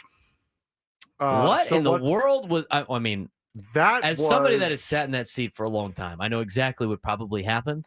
You want to go ahead, take a guess. It's just I just know with wide orbit. Take a guess. Yeah, but if I happened. say it, nobody's gonna have any idea what I'm saying anyway. So I know what happened. So you see what had happened was Everything's in the same pot. something was still playing the Open when he called for that, because I thought we were going to go a little bit deeper into the Padres managerial news. Wow, if I teased you, that means I teased the audience. So Good on me for that. I was not paying attention, Mm. and I did not shut the music off as I should. Then when I pressed once, it pressed another thing, Oh, you double clicked. and then The double it tap. pressed another thing, Mm-hmm. which then completely ruined Mm-hmm. everything. So The double tap is only good in Zombieland. In this particular sense, the double tap, not great. So what I now need to do is Charge yourself for a now- foul. Well, I will do that in a second. However, I need to You double dipped the rebuild. chip. You double dipped the chip. I double dipped the chip. See, what I did was I If you walk out of the bathroom with your shirt off, I'm going to start calling you George.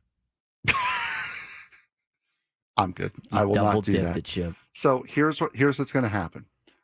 Okay. I've already rebuilt the brake. So Okay. now I'm going to press this button Okay. and everything is going to be fine. You know that group chat, Aha! the one that's always blowing up with the biggest sports takes, debates, and breaking news? You got barbecue back there, and you didn't invite me? Yeah, we've got that too. Welcome to the Sports Thread, where we break down the top 5 stories in sports, just like you would with your crew. Oh, no! Disaster!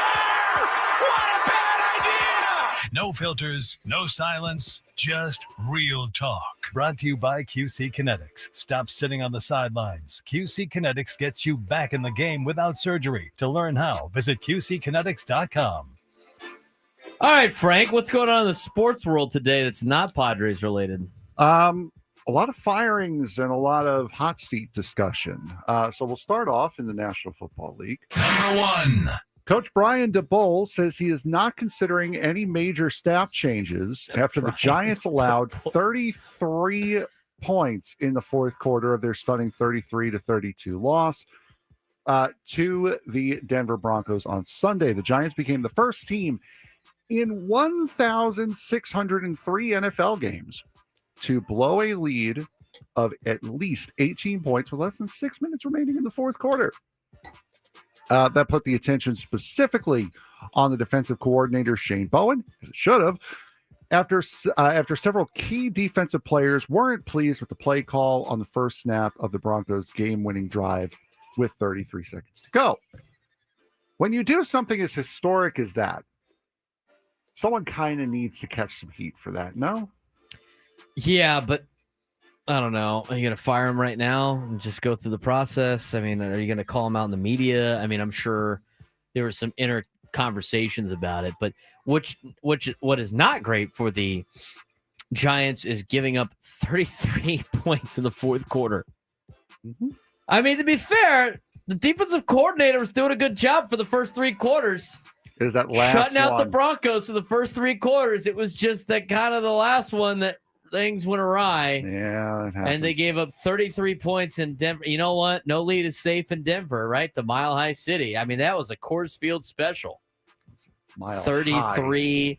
32. Emphasis on the high. Giants were up 13-0 or 19-0 going into the fourth quarter. Yes, they were. And they were up 26-8 with 10 minutes to go in the fourth quarter. Mm-hmm. And then gave up how many points? He gave up a ton of points. 33 points in the fourth 33 points in the fourth quarter. They gave up, including after going up 32-30, giving up a couple of big plays with less than a minute to go to move the Broncos into field goal range. Not Giant losing on a walk-off field goal range either, which is 60+ yards. It was a chip shot field goal range. The Giants, the Broncos with under 10 minutes to go went on a 25-3 run to beat the New York Giants. That 3, by the way, 25-7 run. The Giants took the lead back with 37 seconds to go. Yep, that they did. To make it 32-30, and the Broncos got with 37 seconds. The Broncos went 4 plays, 56 yards to kick a 39-yard field goal. One of the dumpster fire. One of the Giants' defensive players was caught screaming in the tunnel, "Why the bleep are we going cover 8 on the first play?" On the first play of the last drive? The last drive, yes. Yeah. I mean, running a cover, you get super conservative there. This is where, like, running a prevent defense doesn't help you. Like, if you're just trying to keep them out of the end zone, you can run a prevent defense. But if now with NFL kickers being able to hit 60-yard field goals, and it's in Denver, so you know the ball's going to be able to travel, why change what you've been doing? Bring some pressure. Don't let him sit back there and make a play. And as far as Steve Bowen is concerned, the defensive coordinator, or Shane Bowen, whatever his name is, I already closed the thing out. Don't care that much. Coaches in the NFL don't usually get fired in the middle of the season unless you just cannot stand being in the room with them anymore. Correct. So if anything's going to change, that's why Mike McDaniel's is still in Miami. Unless you just cannot physically look at them without being ill, then nothing's going to change during the season. Number 2. Amid speculation about Florida State coach Mike Norvell and how did he make it back to security, Tallahassee, by the way? Apparently, they can still look at him without being violently ill. Following a 4th straight loss, athletic director Michael Alford said in a statement on Monday that a comprehensive review of the football program will happen when the season is over. The Seminoles opened the year with a 31-17 win over Alabama and started 3-0. Boy, those look like the times. Before a Friday night double overtime loss to Virginia began their 4-game slide. Florida State has lost all 4 games by 1 score going back to last season. Florida State has lost 9 straight ACC games. He's gone at the end of the year, right? Like that's code for he's gone. Yeah, that's we're just trying to find the money for his buyout and send him packing. How about the state of Florida right now? Their football teams. Well, you know. Billy Napier got fired at Florida. Florida State's Mike Norvell is about to get fired. They're not looking good. Miami, who was rolling, lost to Louisville at home on Friday night. Dolphins are a dumpster fire. Tampa Bay is not bad, but they just got wrecked by the Detroit Lions. Anybody am I missing? USF's having a decent year. I mean, Miami was having a good year until they lost the game to Louisville. Miami now is not in control of their own destiny for the ACC championship game, by the way. Sid the Sloth throwing 4 interceptions, by the way, in that game for Miami. Uh-huh. Not great. Nope. Not great. Not, including one on the last drive, which was actually a really good interception. That was a big play that kid made. Next up. Number 3. Dolphins quarterback Tua Tagovailoa will remain the team's starting quarterback. Coach Mike McDaniel confirmed on Monday, despite the worst statistical 2-game stretch of his career. Tagovailoa was pulled from Sunday's loss to the Cleveland Browns in favor of rookie Quinn Ewers. Although the change came with roughly 8 minutes left in the fourth quarter, the Dolphins trailing 31-6. He completed 12 of 23 passes. Good Lord. For 100 yards and 3 interceptions. Wow. 3 interceptions. His second consecutive 3 interception game. Oh, I thought those were Ewers' stats. I thought those were Tagovailoa's stats. He's currently tied in the NFL with 10 interceptions, tied for the lead with 10 interceptions. But McDaniel said the Dolphins, 1-6, aren't looking to make any changes at this time. Them changing the quarterback's not going to change anything with them. They're bad. They got to fire the GM. They got to fire the head coach, and they got to move on. And Tua is not their biggest problem right now. So yeah, stick with Tua. I would agree.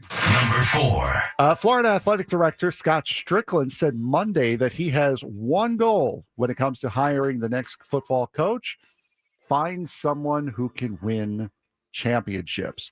During a news conference in Gainesville, Florida, Strickland said that his decision to fire Billy Napier on Sunday following a 3-4 start to the season was ultimately because, quote, we did not win to the level we needed to. Napier went 22-23 in 4 seasons with the Gators, including a 12-16 record in SEC play.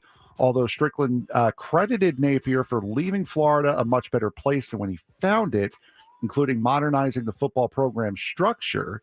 He also said the two had a long conversation about whether Napier should give up play calling heading into this season. So from what that sounds like, the writing was already on the wall that he wanted something with Napier to change, didn't want to change, so this was the only recourse. Well, didn't meet the championship goals. I don't know how many. Here's the thing with the SEC that they're slowly starting to understand. It's harder to make the playoff and to win championships when you loaded up your league with all of these schools that want to do the same thing. Mm-hmm. And what I mean, like, want to do the same thing, I mean, obviously every team wants to do the same thing. Not every school necessarily wants to win at football or are going to put the resources in for it. But you collectively grabbed, what, they got 16 teams in that league now? 18? So. 16? We got 16 schools that all, in the SEC that are all blue blood organizations that want to go out and win a national championship. Somebody has to lose. And whoever spends the most money in that conference is going to be winning all the time. I mean, that is going to be a conference where there are going to be rotating coaches every 2 to 3 years. I mean, not every one of those schools can win. And you can say what you want. I think that league's a little bit overrated in general, but it's definitely a passionate group, and they all think that they can win, and they ain't all winning. And they're not all going to make the playoff either. Texas and Oklahoma leaving the Big 12 was dumb because they could have dominated the Big 12, although they didn't really do that. Oklahoma did. Texas didn't. And they could have been guaranteed to be in the playoff every single year, and you could have stability and just be part of the conversation all the time. Instead, they all signed up to be Nebraska, and now you have all these teams battling for limited spots. You decided to make the Super League. Here's the downsides of having Super Leagues. You're not going to be good anymore. There's too many teams. Everybody's going to be like around the same because of the scheduling, everything like that. Not going to have a bunch of 10-2 SEC schools. You're going to have a bunch of 4-loss and 3-loss SEC schools that think that they deserve to be in a college football playoff, but you decided to do this for money. I don't feel bad for any of you. You decided to do this for money. And now you're complaining that we can't win in this conference. And this is why you should have spread things out a little bit. And instead, you took all the good teams and put them in one conference. Then you play stupid games, you win stupid prizes. That's all we're going to really have time for in the sports thread. Big thanks to Frank on that. When we come back, we have some updates on some interviews that happened for the Padres for their managerial job, an interview that's going to happen tomorrow, and someone who's interested in the job. Broadcaster for the Padres. We'll talk about that when we come back. San Diego's #1 sports station, 97 through the Fan.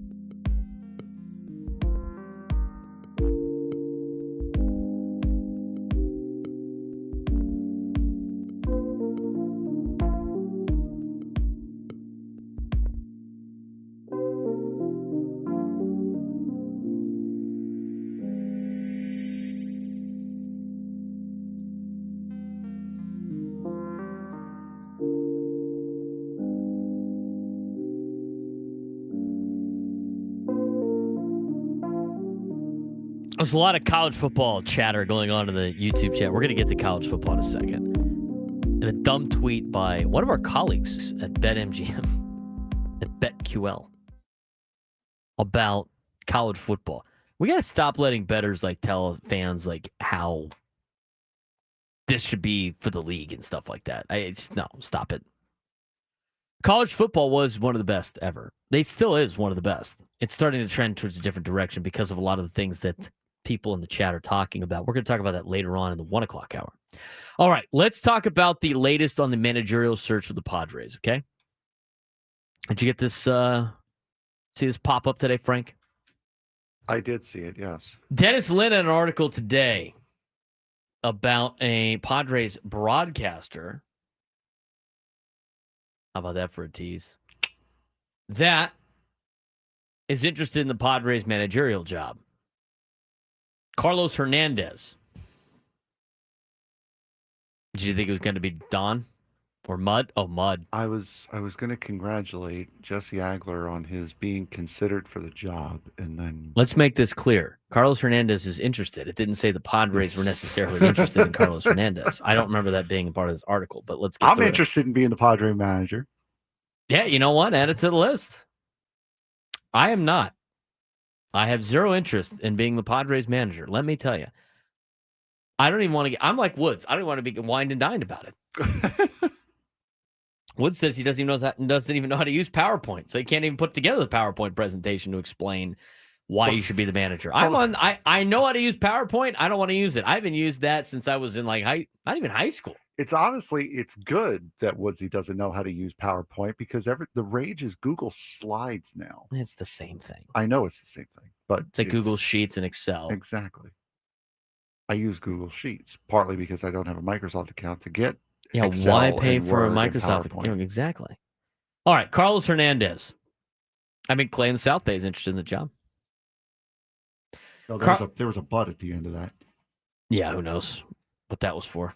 Carlos Hernandez, former Padres catcher, 1998 World Series starter, longtime Spanish language broadcaster, has publicly stated his desire to become the next San Diego Padres manager. Hernandez, who's 58, told The Athletic he feels, quote, it's time that he wants to, quote, bring a championship to San Diego. After playing 10 MLB seasons with the Dodgers, Padres, and Cardinals, he transitioned into coaching and broadcasting. His managerial experience includes leading the Toros de Tijuana to the postseason in 2004 and managing in Venezuelan winter ball with Leones del Caracas. He also worked as a catching coordinator for both the Padres and the Diamondbacks. For the last 14 years, Carlos Hernandez has served as the Padres Spanish language TV and radio color analyst, giving him constant proximity to the players and organization. His bilingual background and deep cultural ties could be an asset for the Padres clubhouse, led by Latin American stars like Manny Machado and Fernando Tatis Jr. Despite limited MLB coaching experience, Hernandez cites inspiration from mentors like Bruce Bochy, Tony La Russa, and the late Jerry Coleman. The latter once made a similar leap from the broadcast booth to Padres manager in 1980. Hernandez envisions himself following the path of Bob Brenly, everybody's favorite Diamondbacks broadcaster here in San Diego, another ex-catcher turned broadcaster who won a World Series managing the Diamondbacks in 2001. He says his managerial philosophy would emphasize trust, communication, and cultural understanding. Quote, when you play and feel comfortable and feel good, you're going to give 100%, and you've got to know where they're coming from. Hernandez has yet to contact Padres Baseball of Operations AJ Preller, but says he'd be open to other MLB opportunities. Still, he admits San Diego remains his top choice. The Padres also mentioned in this article, it is mentioned that the San Diego Padres managerial search is ongoing with known candidates, including Albert Pujols, who's interviewing tomorrow, Ruben Niebla, Mark Loretta, and Brian Esposito. It sounds like, and here's what the latest report was, the 46-year-old Esposito is the first candidate known to have an interview in the books with the Padres, though the team may have already sat down with other internal candidates like pitching coach Ruben Niebla or special assistant Mark Loretta. As for external candidates, Albert Pujols is set to interview with San Diego on Wednesday as the future Hall of Famer continues to explore his first foray into managing at the MLB level. Esposito is technically a former teammate of Albert Pujols, as one of Esposito's 3 career Major League games as a player came with the 2007 Cardinals.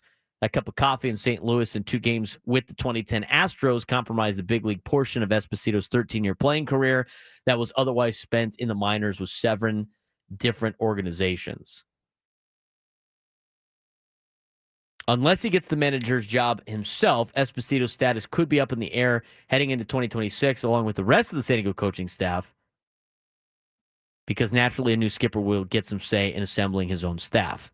Esposito's chances of remaining as a bench coach could be improved if a familiar face like Ruben Niebla or Mark Loretta gets the job, though since both would be first-time MLB managers, they could prefer to have a more seasoned voice or a former ex-skipper as their top lieutenant.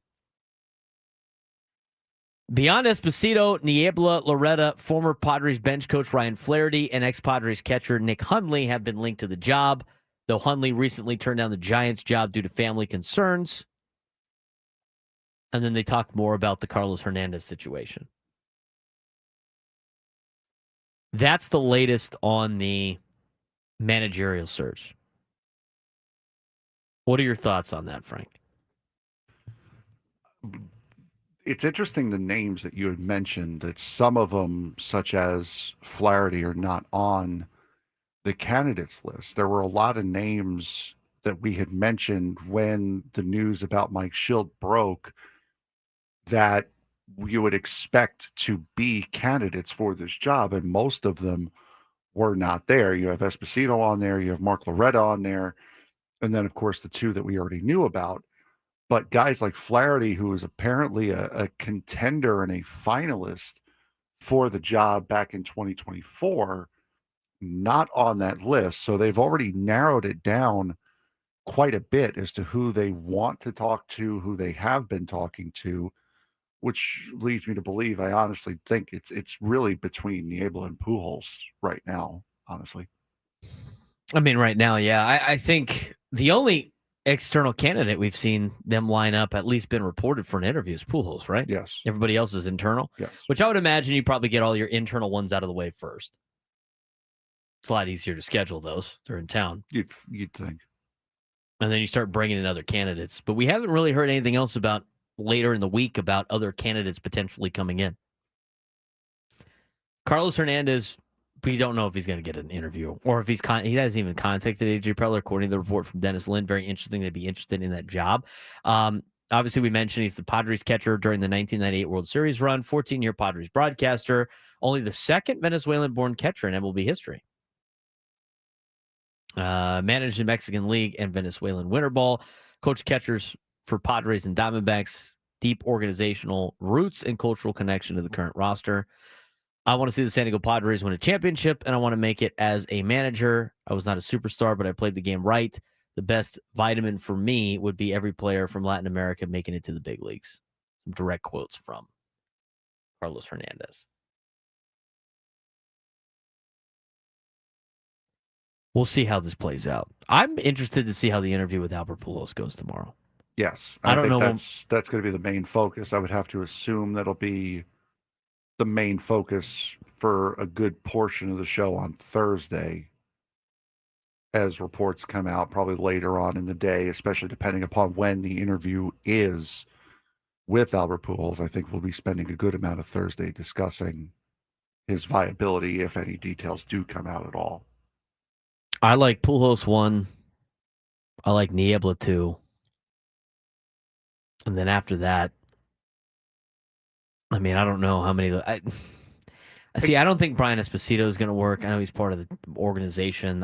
If they hire Brian Esposito, and this is not like a knock on him. I mean, he obviously knows what he's doing. But like some of these names, like if they hire Albert Pujols, you're like, okay, I could see this. Yeah. I could see this. I love the career he had as a big leaguer, the respect level. We've talked about the benefits of Albert Pujols. Maybe he brings in Yadier Molina to be his bench coach. I mean, there's a lot of cool pros with that. That would be taking a big swing higher. I think Ruben Niebla would be like, okay, this makes sense. Let's keep the consistency, the continuity. Let's keep Ruben Niebla part of the pitching staff. He'll probably keep a lot of the things the same from a coaching standpoint. The players obviously we've heard them speak high things, speak very highly of Ruben Abel. Makes a lot of sense. Yeah, I like Mark Loretta. Like, Mark Loretta was my favorite player growing up as a kid.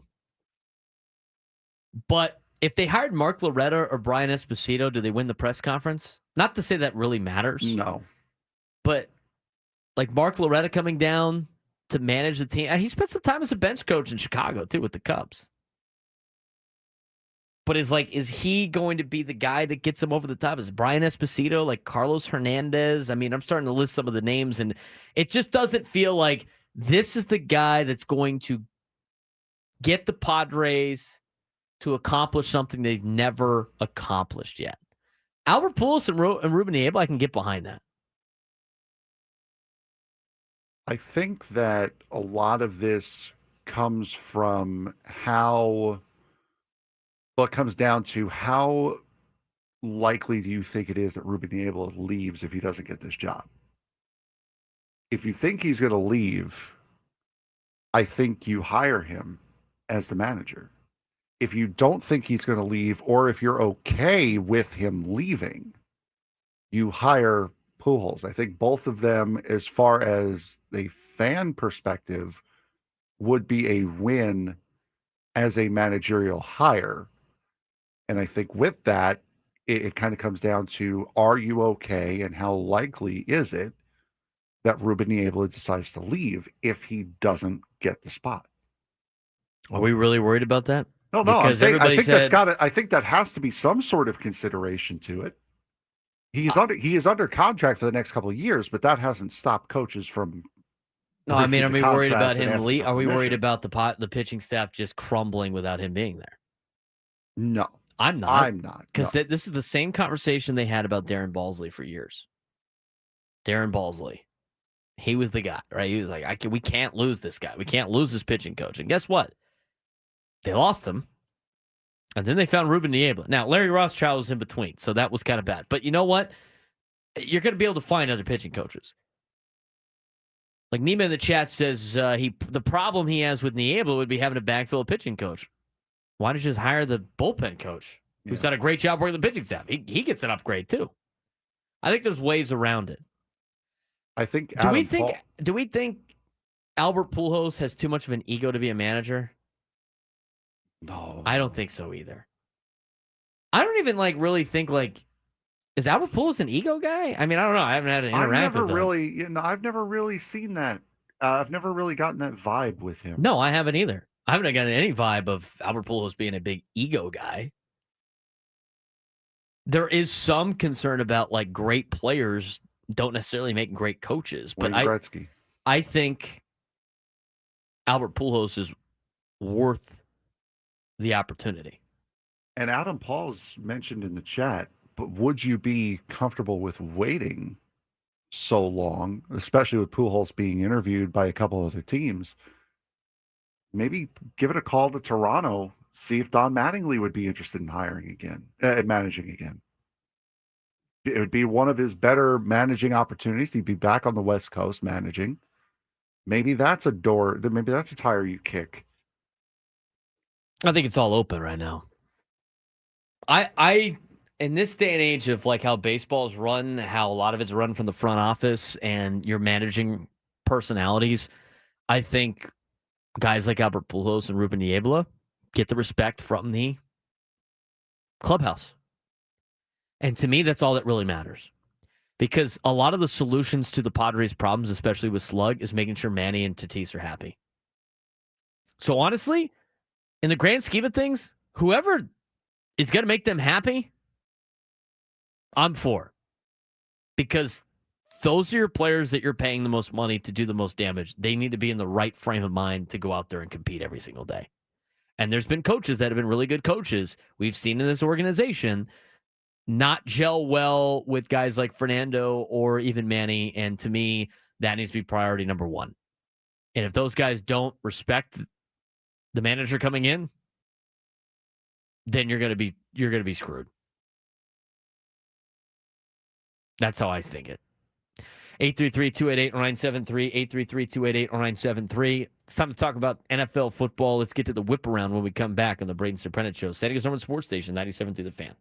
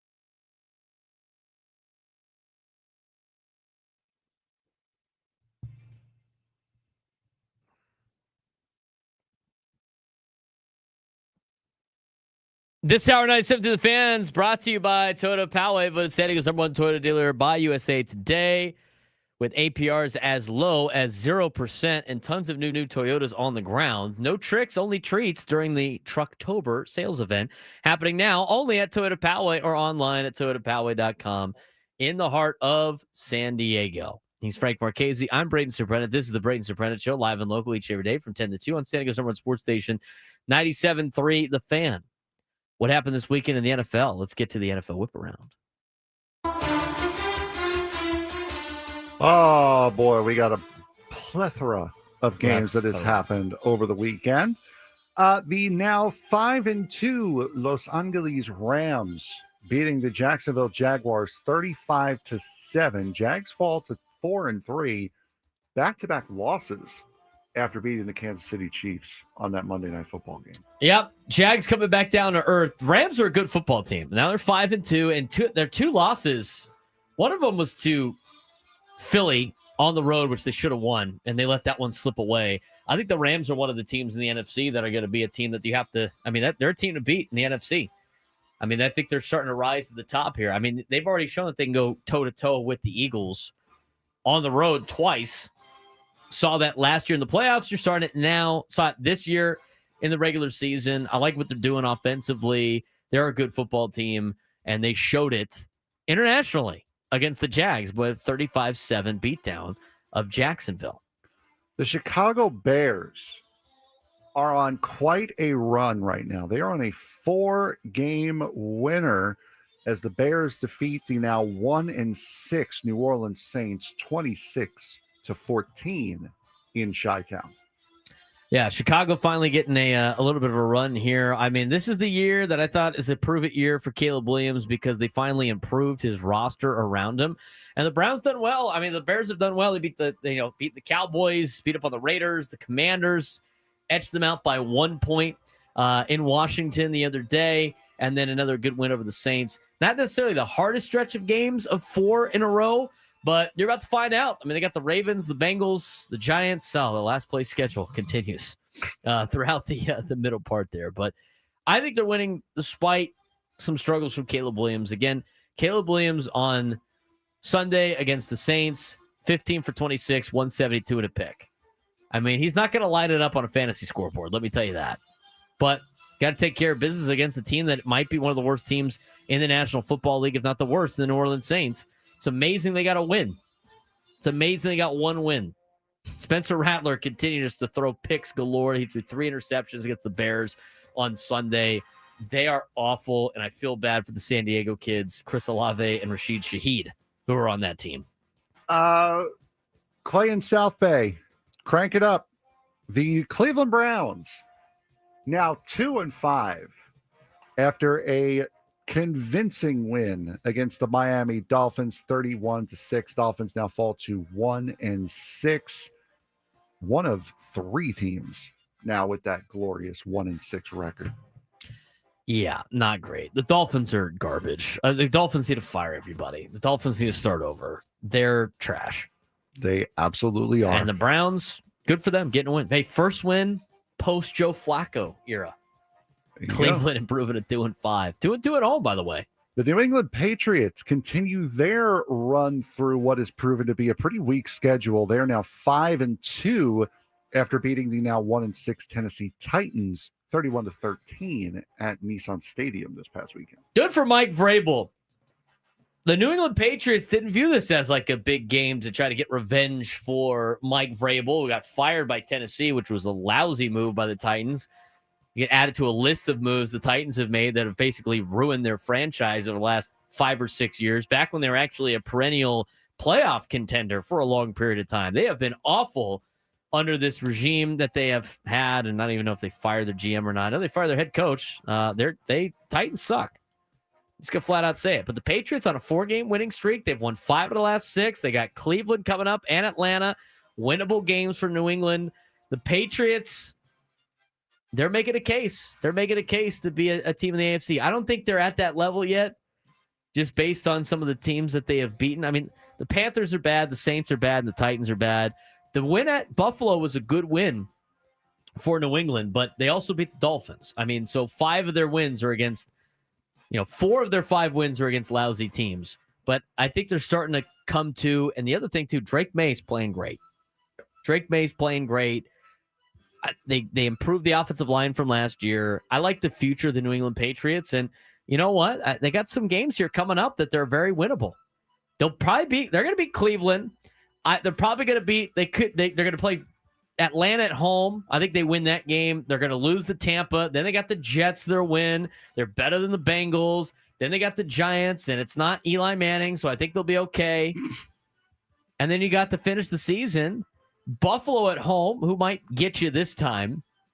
At Baltimore has been very good. At the Jets and the Dolphins. I mean, there is out of those games that I mentioned, they might lose 2 of those games, maybe 3 max. That gets you 5 losses on the year. What is that, 12-5? I believe so. Does he play 17 games now in the NFL? Yes. 12-5 year for the Patriots? That gets you in the playoffs. Patriots are going to be in the postseason. They're continuing to play good football. And you know what? Taking advantage of a last place schedule, just like another team we're going to mention a little bit later. Another team that looks like they're going to be playoff bound is the Kansas City Chiefs, who shut out the Las Vegas Raiders. Chiefs now 4-3, Raiders 2-5 after a 31-0 win. We knew this was going to happen. I would have had all my survivor. I wanted to have all my survivor picks in the Chiefs. The Raiders were never going to be the Chiefs. The Raiders are a disaster. I have a couple of issues with this game. Why? The Chiefs taking knees to kill the clock before the 2-minute warning. That bothers me a little bit. As well as the trick play that the Chiefs pulled to try to draw the Raiders offside late in the game. The one that went viral. Like, what? You're up 31-0. We're running trick plays on 4th down against the Raiders? What are we doing? I don't know. I don't even know why people hate the Raiders anymore. Why would you? Why is there any reason to hate the Raiders? They've been a laughingstock for the last 10 years. They're so bad. Cowboys are interested in trading for Max Crosby. I mean, the Raiders trade away Max Crosby. Who's on their team that anybody cares about? Geno Smith. How long is Pete Carroll going to be the head coach of the Raiders? The tight end, is their tight end still there? They got Brock Bowers. Yeah, Brock Bowers is legit. I mean, but they're bad, and they're going to continue to be bad. Yeah. 2-5 now. Kansas City kind of hanging around at 4-3. I still don't think they're going to make a huge run. They're not as good as they've been in the past, but 3-1 at home. One team that's not as bad as they have looked is the Philadelphia Eagles taking on the Minnesota Vikings over the weekend. 5 on the pressure. Hurts throws down the seam. AJ Preller touchdown. His second of the day. That one was to put the Philadelphia Eagles up 28-22, which would have been the final. Philadelphia Eagles go to 5-2, Vikings 3-3. That was Adam Amin, NFL on Fox, with the call. You can say what you want about the Eagles not being as good as they've been in the past, but you know what? They're winning games. Knock off the Vikings, who I thought the Vikings hung tough. I mean, they're around 500 right now. They don't have their starting quarterback. They're playing with Carson Wentz. Carson Wentz has done okay. It's done okay for the Vikings. Kevin O'Connell, quarterback whisperer, because Carson Wentz, 26-42, 313. Now, the 2 picks of the touchdowns is not great. Jalen Hurts balled out, too, for the Eagles. Trying to get the passing going a little bit so A.J. Brown can get a little love. A.J. Brown, 4 receptions, 121, and 2 touchdowns. Got to get him going. Saquon Barkley, not a huge day. No. Not a huge day, but you were expecting his production to go down this year if you had him in fantasy, because last year he had a career year. On to the next. We talked about the 1-6 New Orleans Saints. We talked about the 1-6 Miami Dolphins, the 1-6 Tennessee Titans. And then there's the Jets. The Carolina Panthers this time add to the Jets' misery and woe. 13-6 victory at MetLife. Jets 0-7 and looking great doing it. Well, their owner talked about Justin Fields not in a great light. Yeah, Fields got benched. Jets are not announcing a number 1 starter. Things are going great on the green side of MetLife.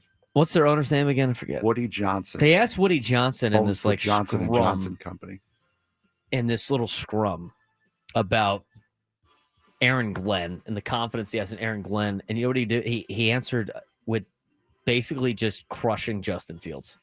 Well, if you have a quarterback with a rating that your quarterback has, Not a lot of coaches are going to win those games. No, They're unfortunately 0-7. They stink. Panthers, not much better, but you know what? 4-3, you'll take it for Carolina. The 6-1 Indianapolis Colts prove my mother right once again. Gold pants, dude. Gold pants. 38-24 victory over the Los Angeles Chargers, who wore the brightest yellow that they could possibly get away with. A big win in Los Angeles. Huge win in Los Angeles. That is the first win to me for the Colts that shows that they're maybe not fake good. I'm not super into the Colts still. I think they're okay. But you know what? Going over to L.A. and outdoing Justin Herbert, it's a good win for them. Good win for them. Danny Jones, Indiana Jones, 23 for 34, 288, and 2 touchdowns. Yeah. Indianapolis Colts outdoing the Chargers, who everybody was ready to crown as a Super Bowl champion when they started the season 3-0. They're now 1-3 in their last 4. Yeah, we talked about the game in Denver earlier. Let's hear how this one ended. For Boney the snap, Crawshaw, the rookie, will hold it. Will Lutz, 39-yard field goal for the win. He got it! Denver's won! That gave the Denver Broncos a 33-32 win. They're now 5-2 over the 2-5 New York Giants. It was Kevin Harlan on NFL and CBS with the call. That was a heck of a game on Sunday. It was for the first 3 quarters. One hell of a game. Giants had the Broncos shut out in the first 3 quarters, and the Broncos scored 33 points in the 4th quarter. But again, I was too busy watching Talladega, so it didn't matter to me. You know what? If you would have watched any second of that game, maybe the Giants would have won. No. The 4-1-1 Green Bay Packers had a time and a half with the Arizona Cardinals needing a late touchdown. Hands it off to Jacobs, and he is in for a Packers touchdown, his second today. Kenny Albert, NFL on Fox with the call. Packers beat the Cardinals 27-23. Packers outlasting Arizona. Arizona puts up a decent fight every once in a while. Especially when Kyler Murray doesn't play. It's like better without him. Well, you know, I think we can get to the last couple of games. There's only 4 games left. We'll get to that on the other side of the break. Niners beat the Falcons in the 2 Monday night games. We'll talk about that briefly. And we'll get to our Week 7 overreactions in the NFL to start the 1 o'clock hour. San Diego Summer Sports Station, 97 to the Fans, the Braden Surprenant Show.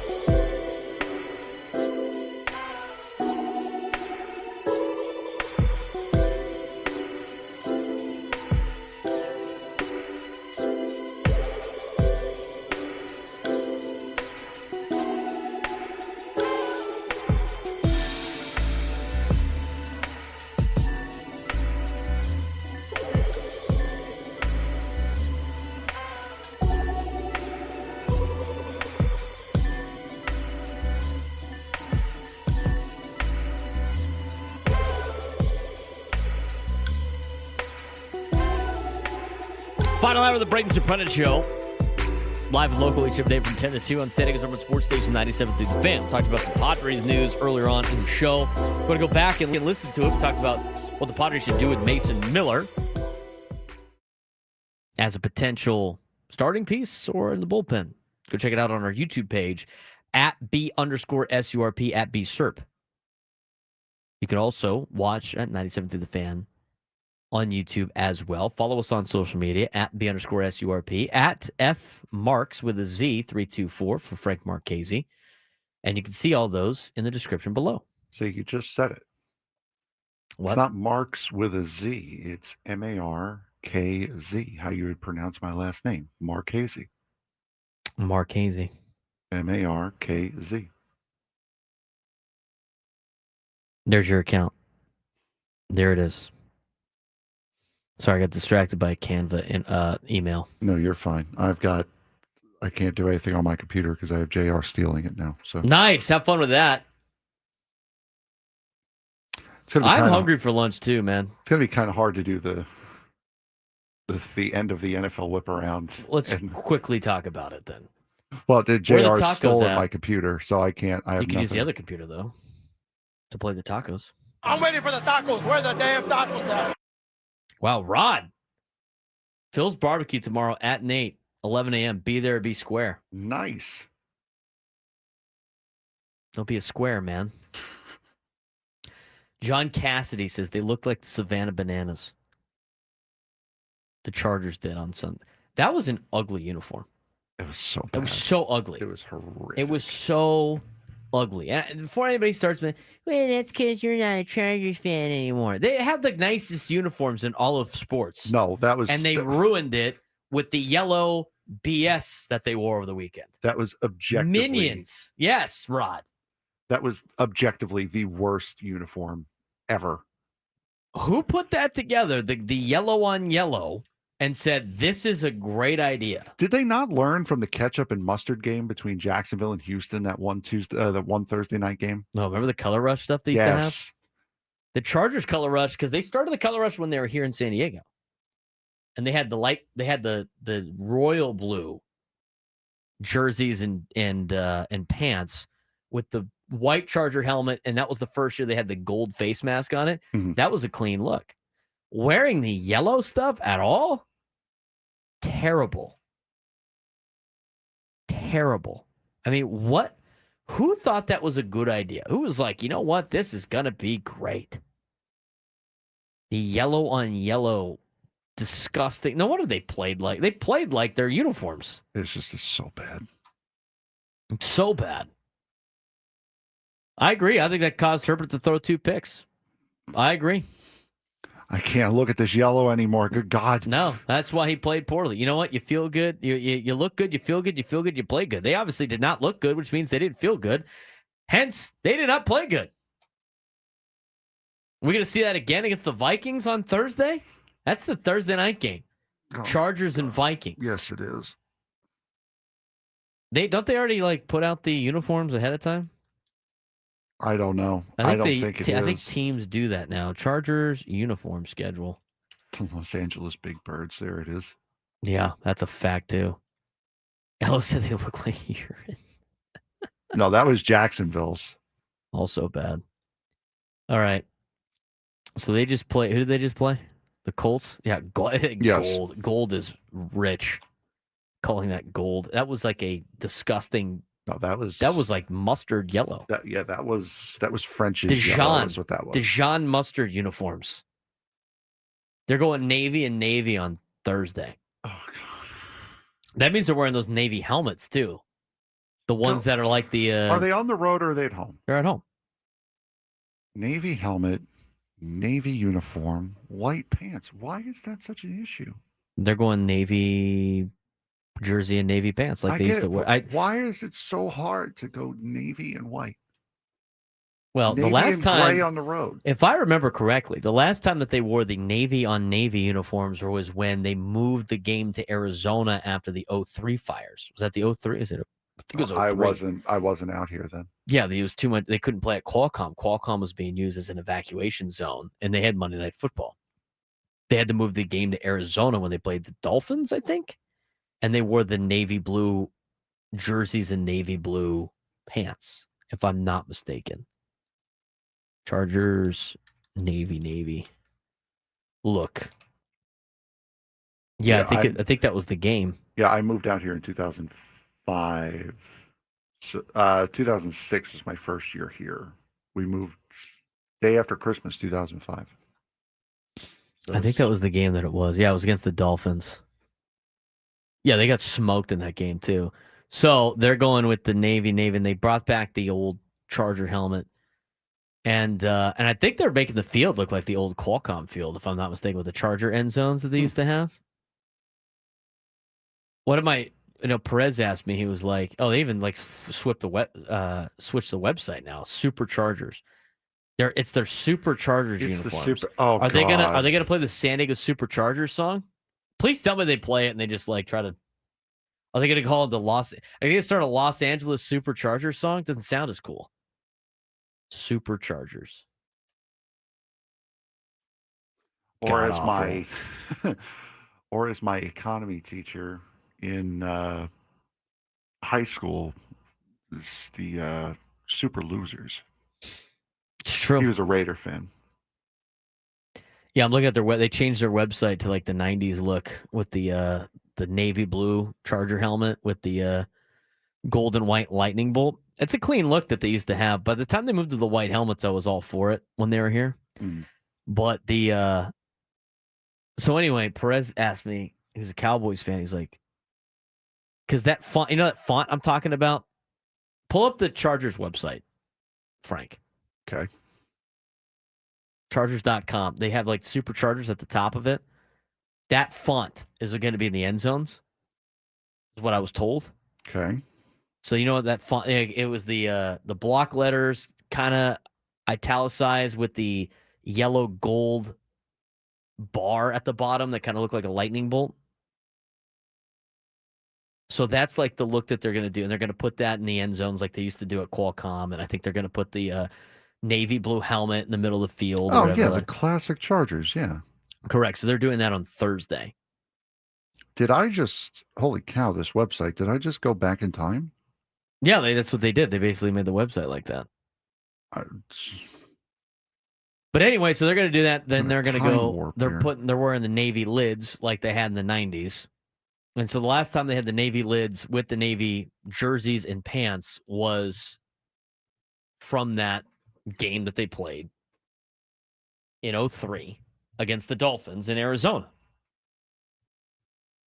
And so my buddy Perez goes, does this upset you, this look, or like the end zone? I'm like, not really. I mean, it doesn't really hit me in the feels as much as I would think.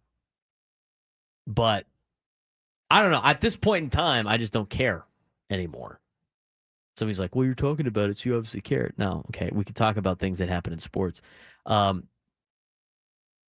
that look on Thursday is going to be, it's such a, come on, San Diego fans. We're wearing the old uniforms. Come watch us play, because we're getting overpowered by all the other fan bases in the NFL every single week. This is just going to look like, what is it, USA Bank Stadium West? The Vikings, the last couple of times that they've played the Chargers in LA it's been purple. To me, there's three organizations. It's really two off the top of my, but three.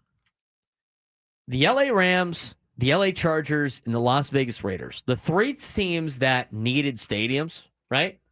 As part of that entire deal where they were all competing for LA. All three of those teams, in order to get a brand new stadium built, all signed up to just never have a home crowd. The Chargers and Rams are proving the if you build it, they will come a lie. That's a fact, actually. As much as I love crushing the Chargers, dude. Actually, is it? Because they are coming. It's just they're just not rooting for them. They're coming from all parts of the country. Because I don't know, maybe having a team in a warm weather city is great for when teams like Minnesota shows up in October and they're like, oh yeah, I'd much rather, I could make a trip out of this. This is great. I love sports trips.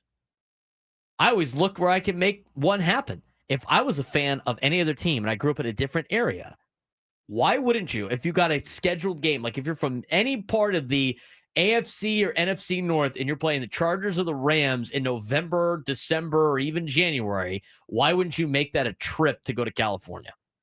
I totally would. But let me ask, out of all the teams, those three, the Raiders, the Chargers, and the Rams, are the three that don't have any type of home field advantage. You can say what you want, and we like to rip the Chargers all the time. But the Rams, when they play the Niners, that is like all San Francisco fans. It's all red. And most of the time when the Rams play, and the Rams are, and here's the thing though, Frank, the Rams are good, and the Rams have been to two Super Bowls. Mm-hmm. Won one. They won one. They've won a Super Bowl in LA. Still, nobody cares. It's almost like people in Los Angeles don't care about football.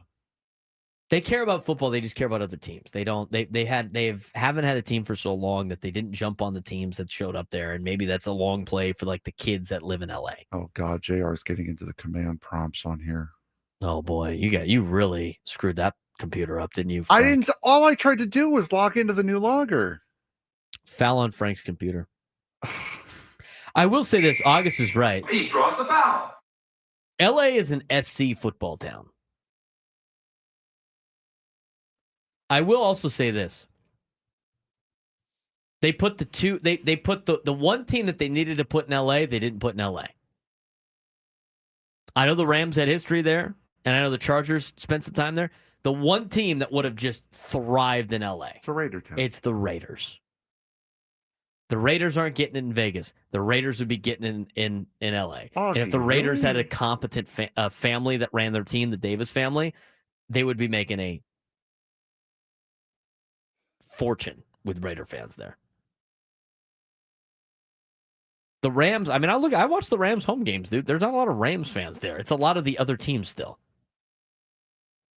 You can talk about the Chargers all you want and the Raiders, but the Rams are right there in the same boat, and they got a good football team. It's not as bad as the Chargers, but every time I see the Rams play the Niners, it's rough. Most of the people going to the Raiders games are like they're on vacation. When I was in Vegas 2 years ago, or a year, was it 2 years ago? I think it was 2 years ago. They were playing the Steelers. It was Steelers fans everywhere, which is that they're a big fan base, so it makes a lot of sense. They should have moved the Rams to Vegas. They should have kept the Chargers in San Diego and moved the Raiders to LA. Could you imagine in an alternate universe where you actually have a stadium here in San Diego that's like, I don't know, fits an NFL team? It may not be an alternate universe for too much longer. But this is the alternate universe that continues here, where it's the San Diego Chargers and the LA Raiders again.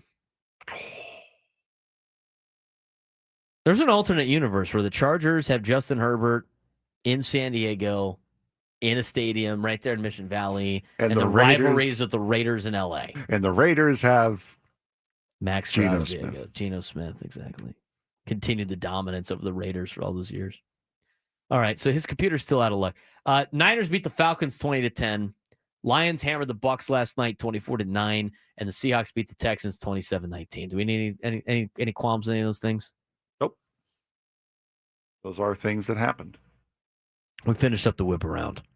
I think we could save the overreactions for tomorrow. Give us something. We can overreact tomorrow. Yeah, I don't mind. I overreacted enough today. I think we can. I think we could save some overreactions for tomorrow. I think we could save the listening to betting insiders on what fans want to do, what they want to watch. Yep. Tomorrow. Another one. I say we do college, and we'll do the review of the college picks because that's short. Yeah. Review of the college picks. Plus, I won this week, so yeah, we'll definitely do that. We'll do that again tomorrow too. And then we'll do the Holiday Bowl to close the show out. You want to listen to Sean Lewis? Again, we could do that tomorrow. All Dive more. We'll have time to dive a little bit more into San Diego State football as they get set to take on Fresno State this weekend. Let's recap the college football weekend when we come back. And we'll talk more about the Holiday Bowl at the end of the show. Braden Surprenant Show, San Diego Sports Station 97.3 The Fan.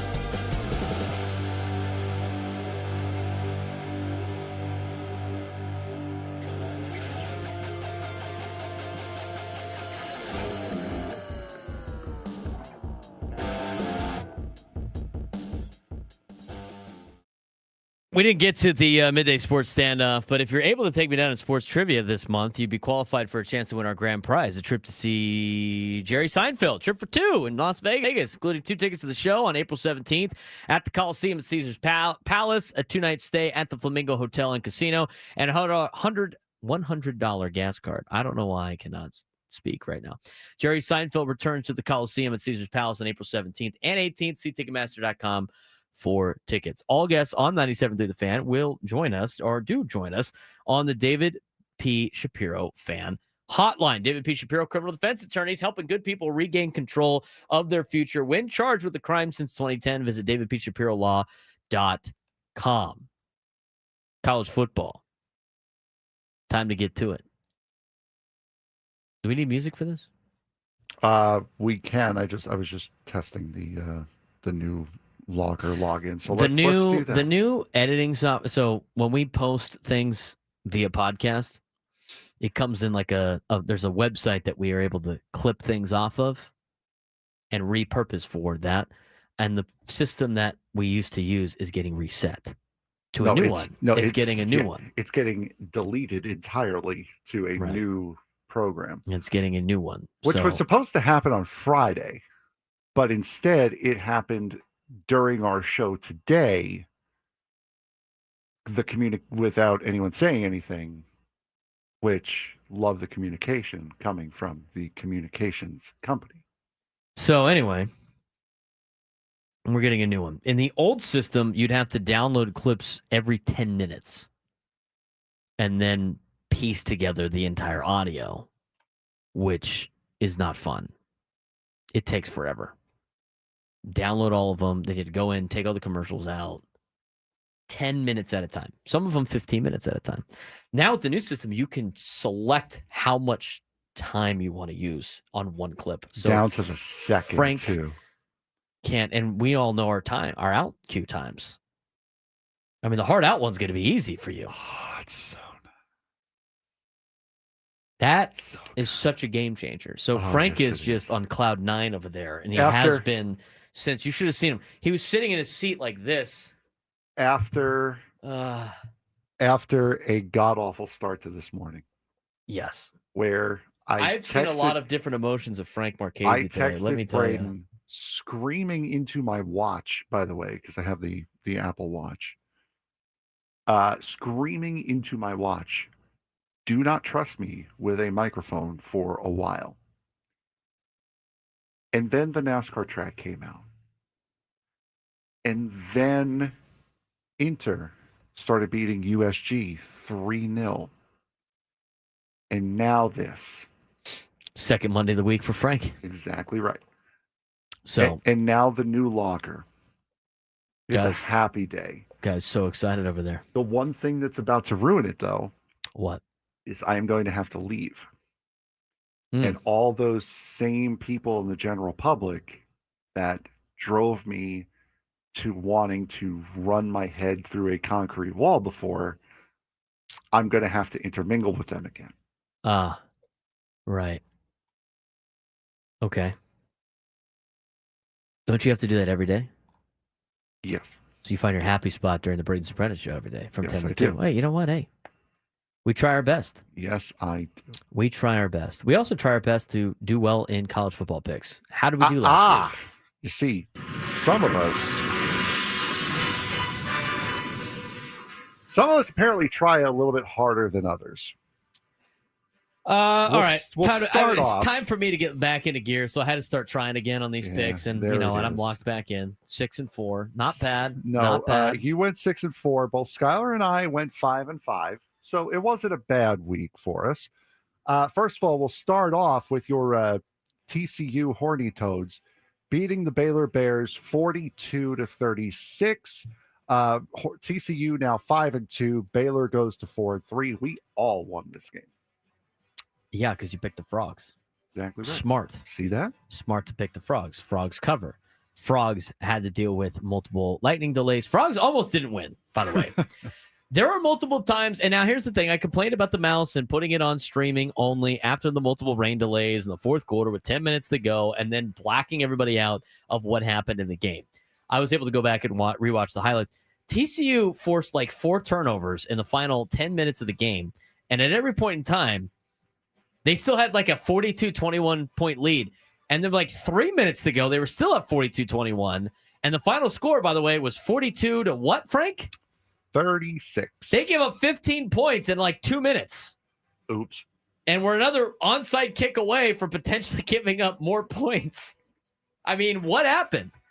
Sonny Dykes addressed the media after the game and basically defended his players and saying, like, other teams that we've had could have lost that game, but our team knows how to win, and that's what. Because I guess some of the players, on it, and I get it and I don't get it at the same time. Like, I get you want to defend your players, but he was defending them in the media today from or on Saturday, and then he addressed why he did it. It was like, well, they didn't like some of the things that were said about him after the loss to Kansas State. Oops. Hey, you know what? Don't lose.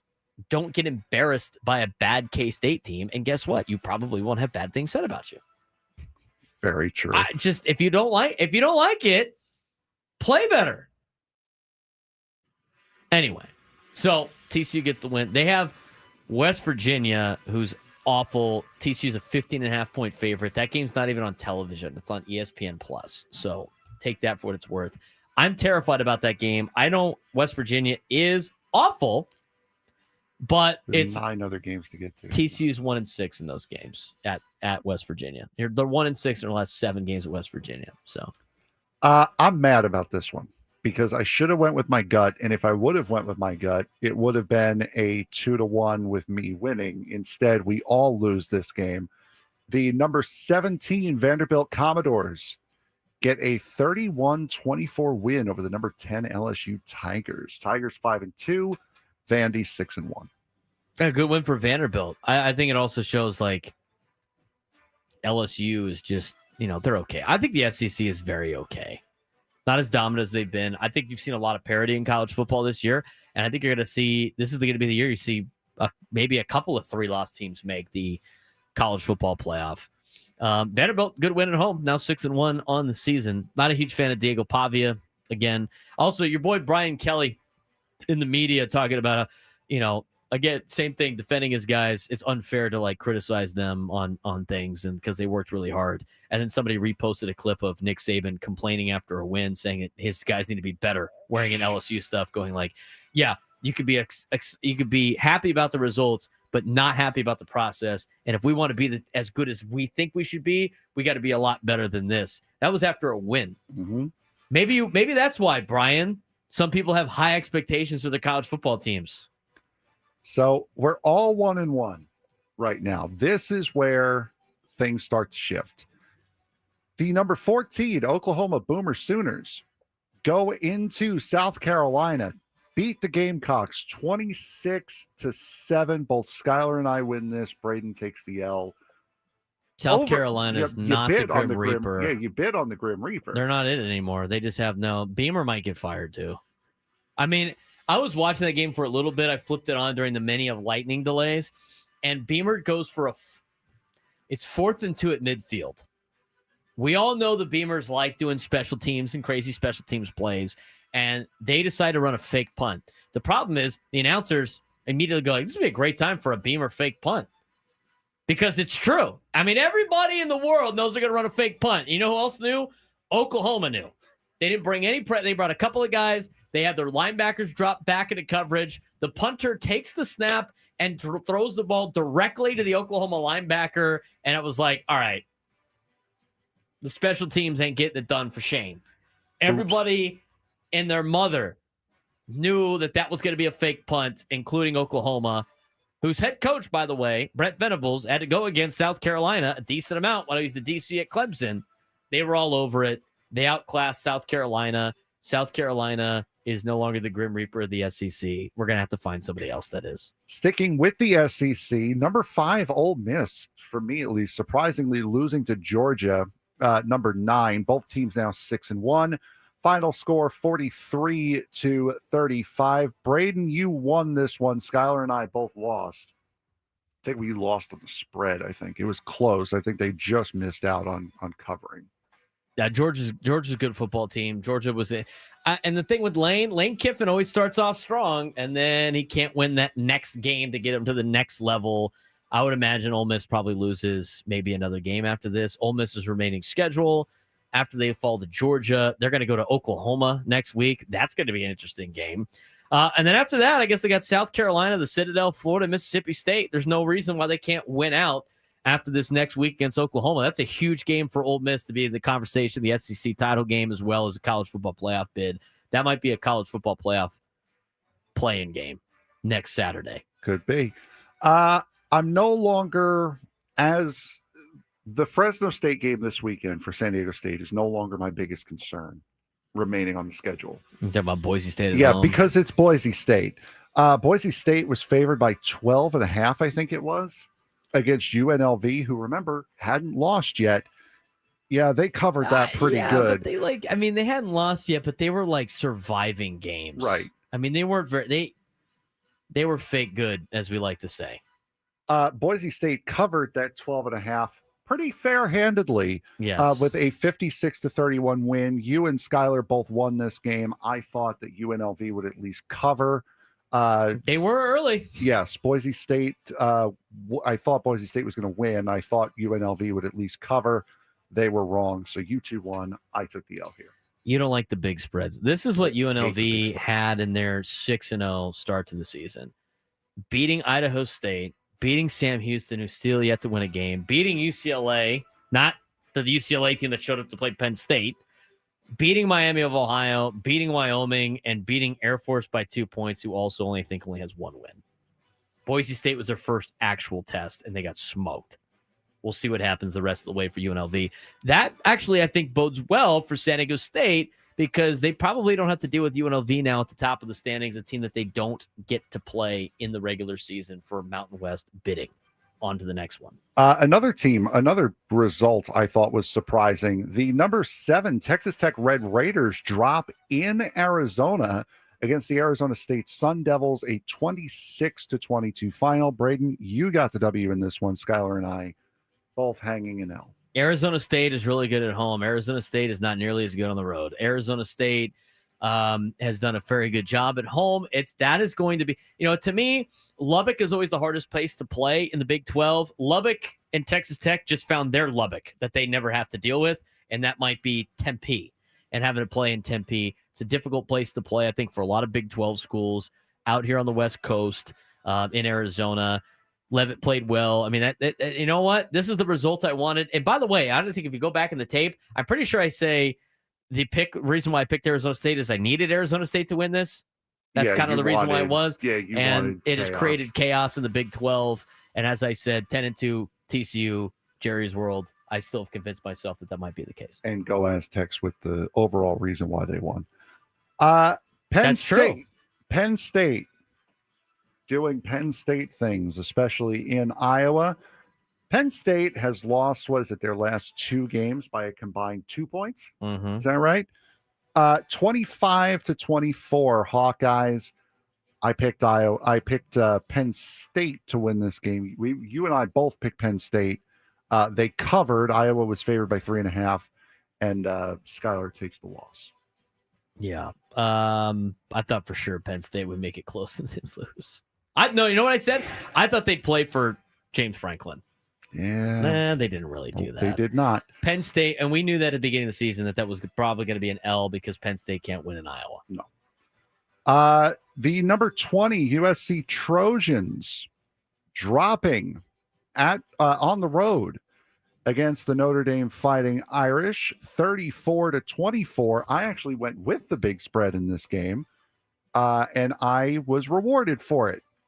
I get the win. You and Skylar both get the loss here. I thought for sure USC would keep it close, but Notre Dame wins by 10. Why is Notre Dame the 12th best team in the country? What have they done to prove that they're the 12th best team in the country? They've lost 2 games. They lost 2 games to good team. Like the losses are good. Sure. I guess they beat Boise State. That's kind of cool.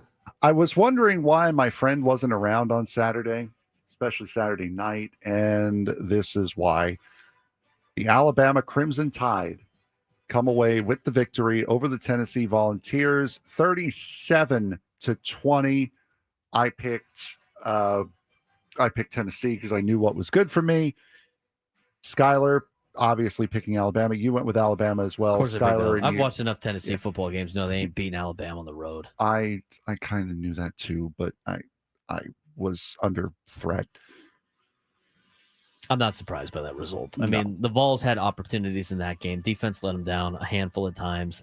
They had, opportunities to capitalize, and they didn't, just like the last time they went down to Tuscaloosa. So Tennessee drops to 5-2. Alabama's now 6-1.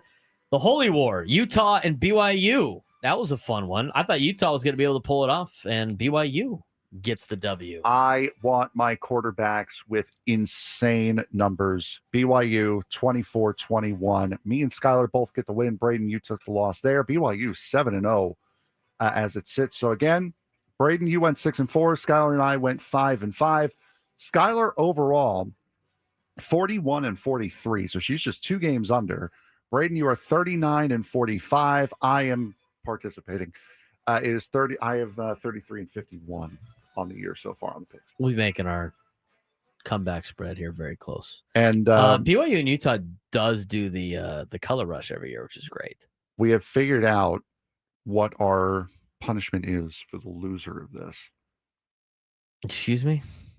I don't remember there ever being a punishment. The loser of these picks has to come in wearing yellow pants. I don't have any whoever yellow pants. finishes last. Actually, no, I don't have any. Cathedral got wise and stopped having yellow anything. There, yellow. I thought we decided that the winner gets to fly with Skylar, and that's it. Right, but there's a loser to this, and there's the reason why we're saying this is because I'm 6 games in the hole. I am already scouting Walmart for yellow sweatpants. So loser, winner gets a flight with Skylar to wherever they want within reason. Skylar's gonna fly herself somewhere that she wants to go. Exactly, and the loser has to wear yellow pants to work one day. Nobody's gonna take you seriously. No one takes me seriously anyway.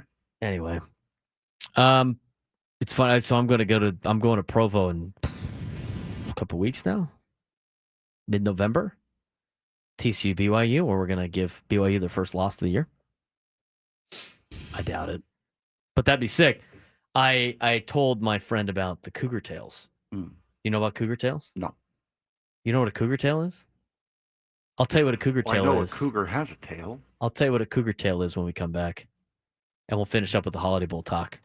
San Diego's #1 sports station, 97.3 The Fan.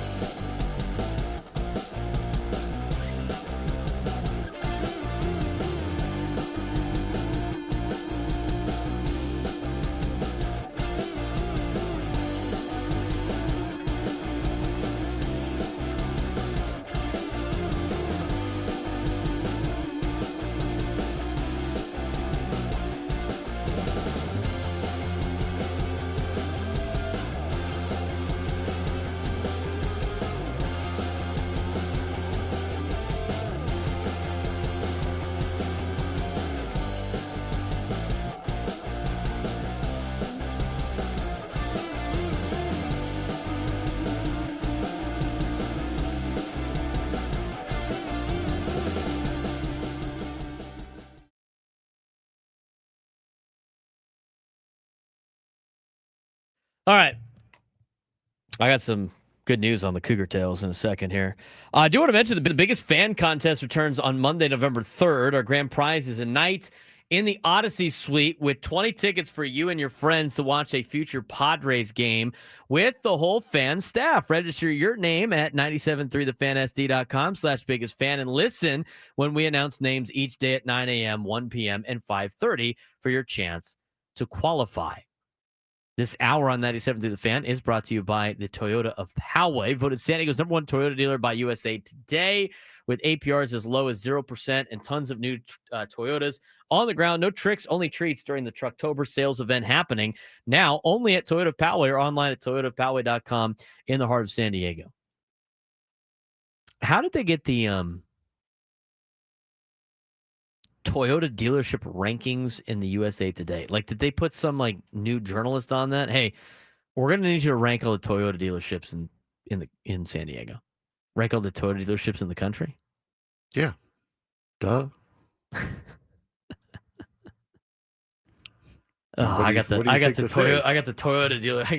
I got the Toyota dealer rankings. So That's insane. So, I mean, you can ask Eddie Brown about this on Friday or on Thursday. What they do is they put all of the ranking systems in a hat, right? And they have every single writer from the newspapers reach into the hat, and whichever one they pull is the ranking they have to conduct. You got the Toyota Power. Some other news places might do it differently, but all right. We do need the San Diego Toyota beat writer to come on here. That would be a good one. So BYU's got Cougar Tails. Somebody thought it was a hot dog. It's not a hot dog. It's basically like a maple bar. It's long. They got new flavors too. I didn't know they changed the flavors up. I can't wait to see what the flavors are. Okay. They have flavors of Cougar Tails. So a Cougar Tail is basically RG3 called it the glizzy of donuts. That is a term. May I say it? The glizzy of donuts. They have a classic one, which is like a maple bar. Again, it's like 16. What did they say it was? Like 16 inches? They have specialty flavors like royal blueberry, dark chocolate, milk chocolate, vanilla, and bacon. Oh, bacon. They also have limited edition flavors, which have included raspberry sour cream, cookies and cream, and s'mores biscoff. That sounds delightful. So I think they changed the flavors of it. I might have to get a couple of those things. Cougar Tails. Best thing about going to BYU. The Cougar Tails. All right. I did want to play this clip. College football. And then we're going to dive into the Holiday Bowl stuff to kind of finish up the show. You have the clip ready to go? I do. 46 glorious seconds of college This football. is the definition of college football. So I'm pretty sure that is Texas Tech athletic director, which I think his name is Kirby Holcutt, if I'm not mistaken, if I remember him from the college football playoff. Kirby Holcutt. He was like the first chairman of the college football playoff those first couple of years. I was tired of watching that guy on my TV week after week, saying where we were ranked in the top 25, whatever it may be. Kirby Holcutt. So the Big 12 announced at the beginning of the season that you were not allowed to throw things onto the field. It would be a penalty and a fine. Okay. That's a problem for Texas Tech because they have the tradition of throwing tortillas on the field. We've talked about this. Some old coach one time was like, when they asked him about Texas Tech, and all they got in Lubbock is cactus and tortillas. So they got pelted with tortillas. They've done it every single time now. Well, that's getting penalized now. No more throwing of tortillas, which has upset Texas Tech fans. When this rule came out, Kirby Holcutt's like, we're not going to stop. We're going to throw tortillas still. This is our tradition.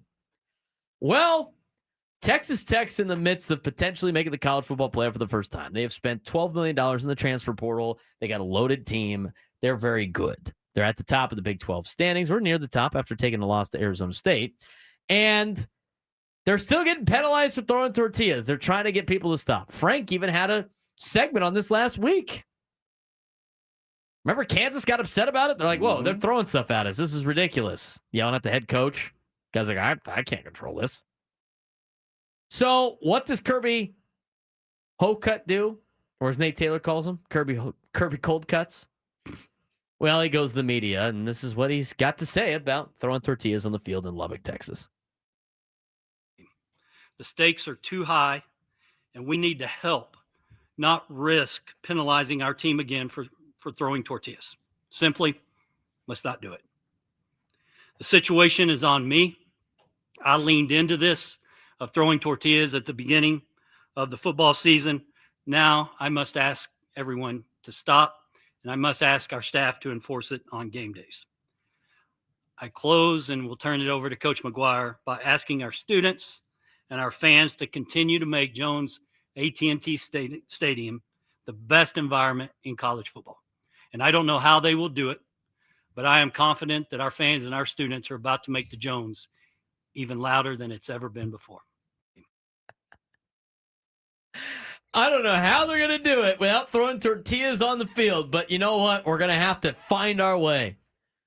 The number one comment, and here's, I know they're Tech fans because Texas Tech fans like putting cactus on their Twitter accounts, the little cactus emoticon. This guy, Robert Powell on Twitter. This looks like more of a hostage video than a statement. It did, yeah.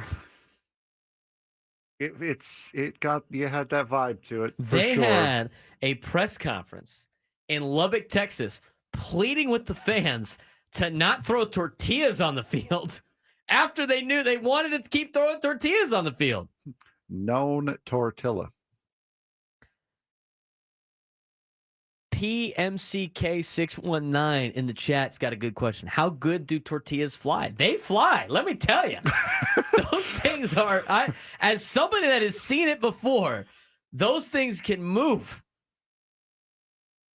It's honestly an interesting perspective. Like when we went and played Texas Tech my junior year, we were 3 in the country. Texas Tech and Patrick Mahomes. I'm on the roof of the building to film the All-22 cam. And the opening kickoff happens, and I just see this wave of objects floating from the stands, from all parts of the stands, like upper deck, lower spot, all parts of the bowl at AT&T Jones Stadium. And I'm like, what is that? What is that? I'm like, and I remember that I was warned about the tortillas, and I was like, oh, it's the tortillas.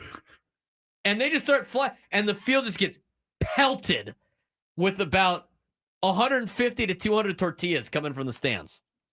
I told you, our opening kickoff, the TCU kid slipped on a tortilla in the end zone. Had to take a knee. And by the way, they're not wasting it on good tortillas. I mean, these are like mission tortillas, like just the fakest of the fake flour tortillas, wherever they get them in Lubbock, Texas. You know who's upset right now? The tortilla dealer in the parking lot is upset right now. Just cost him his business. You're going to have an underground black market for tortillas. Don't invite Crumb. I see in the chat. All the tortillas will have ketchup.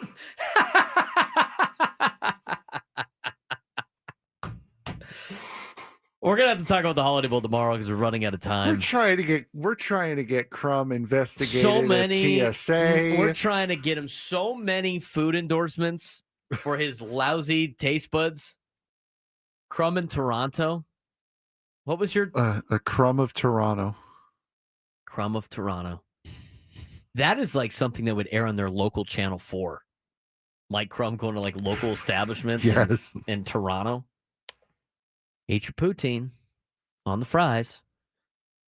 Yeah, the tortilla thing. I mean, how funny is that press conference? That is so college football. You have the athletic director begging the fan base in a press conference to stop throwing tortillas. Is their flagship or the Red Raiders flagship airing that press conference live like we would do here in San Diego? I'm going to tell you, we got the tortilla press conference coming up at noon. Stay tuned. I'm waiting for the tacos. Where are the damn tacos at? Well, Jeremiah, they got a lot of extra tortillas in Lubbock now. Quinn and Chris coming up next. This has been the Braden Surprenant Show, San Diego Summer Sports Station, 97 to the Fan.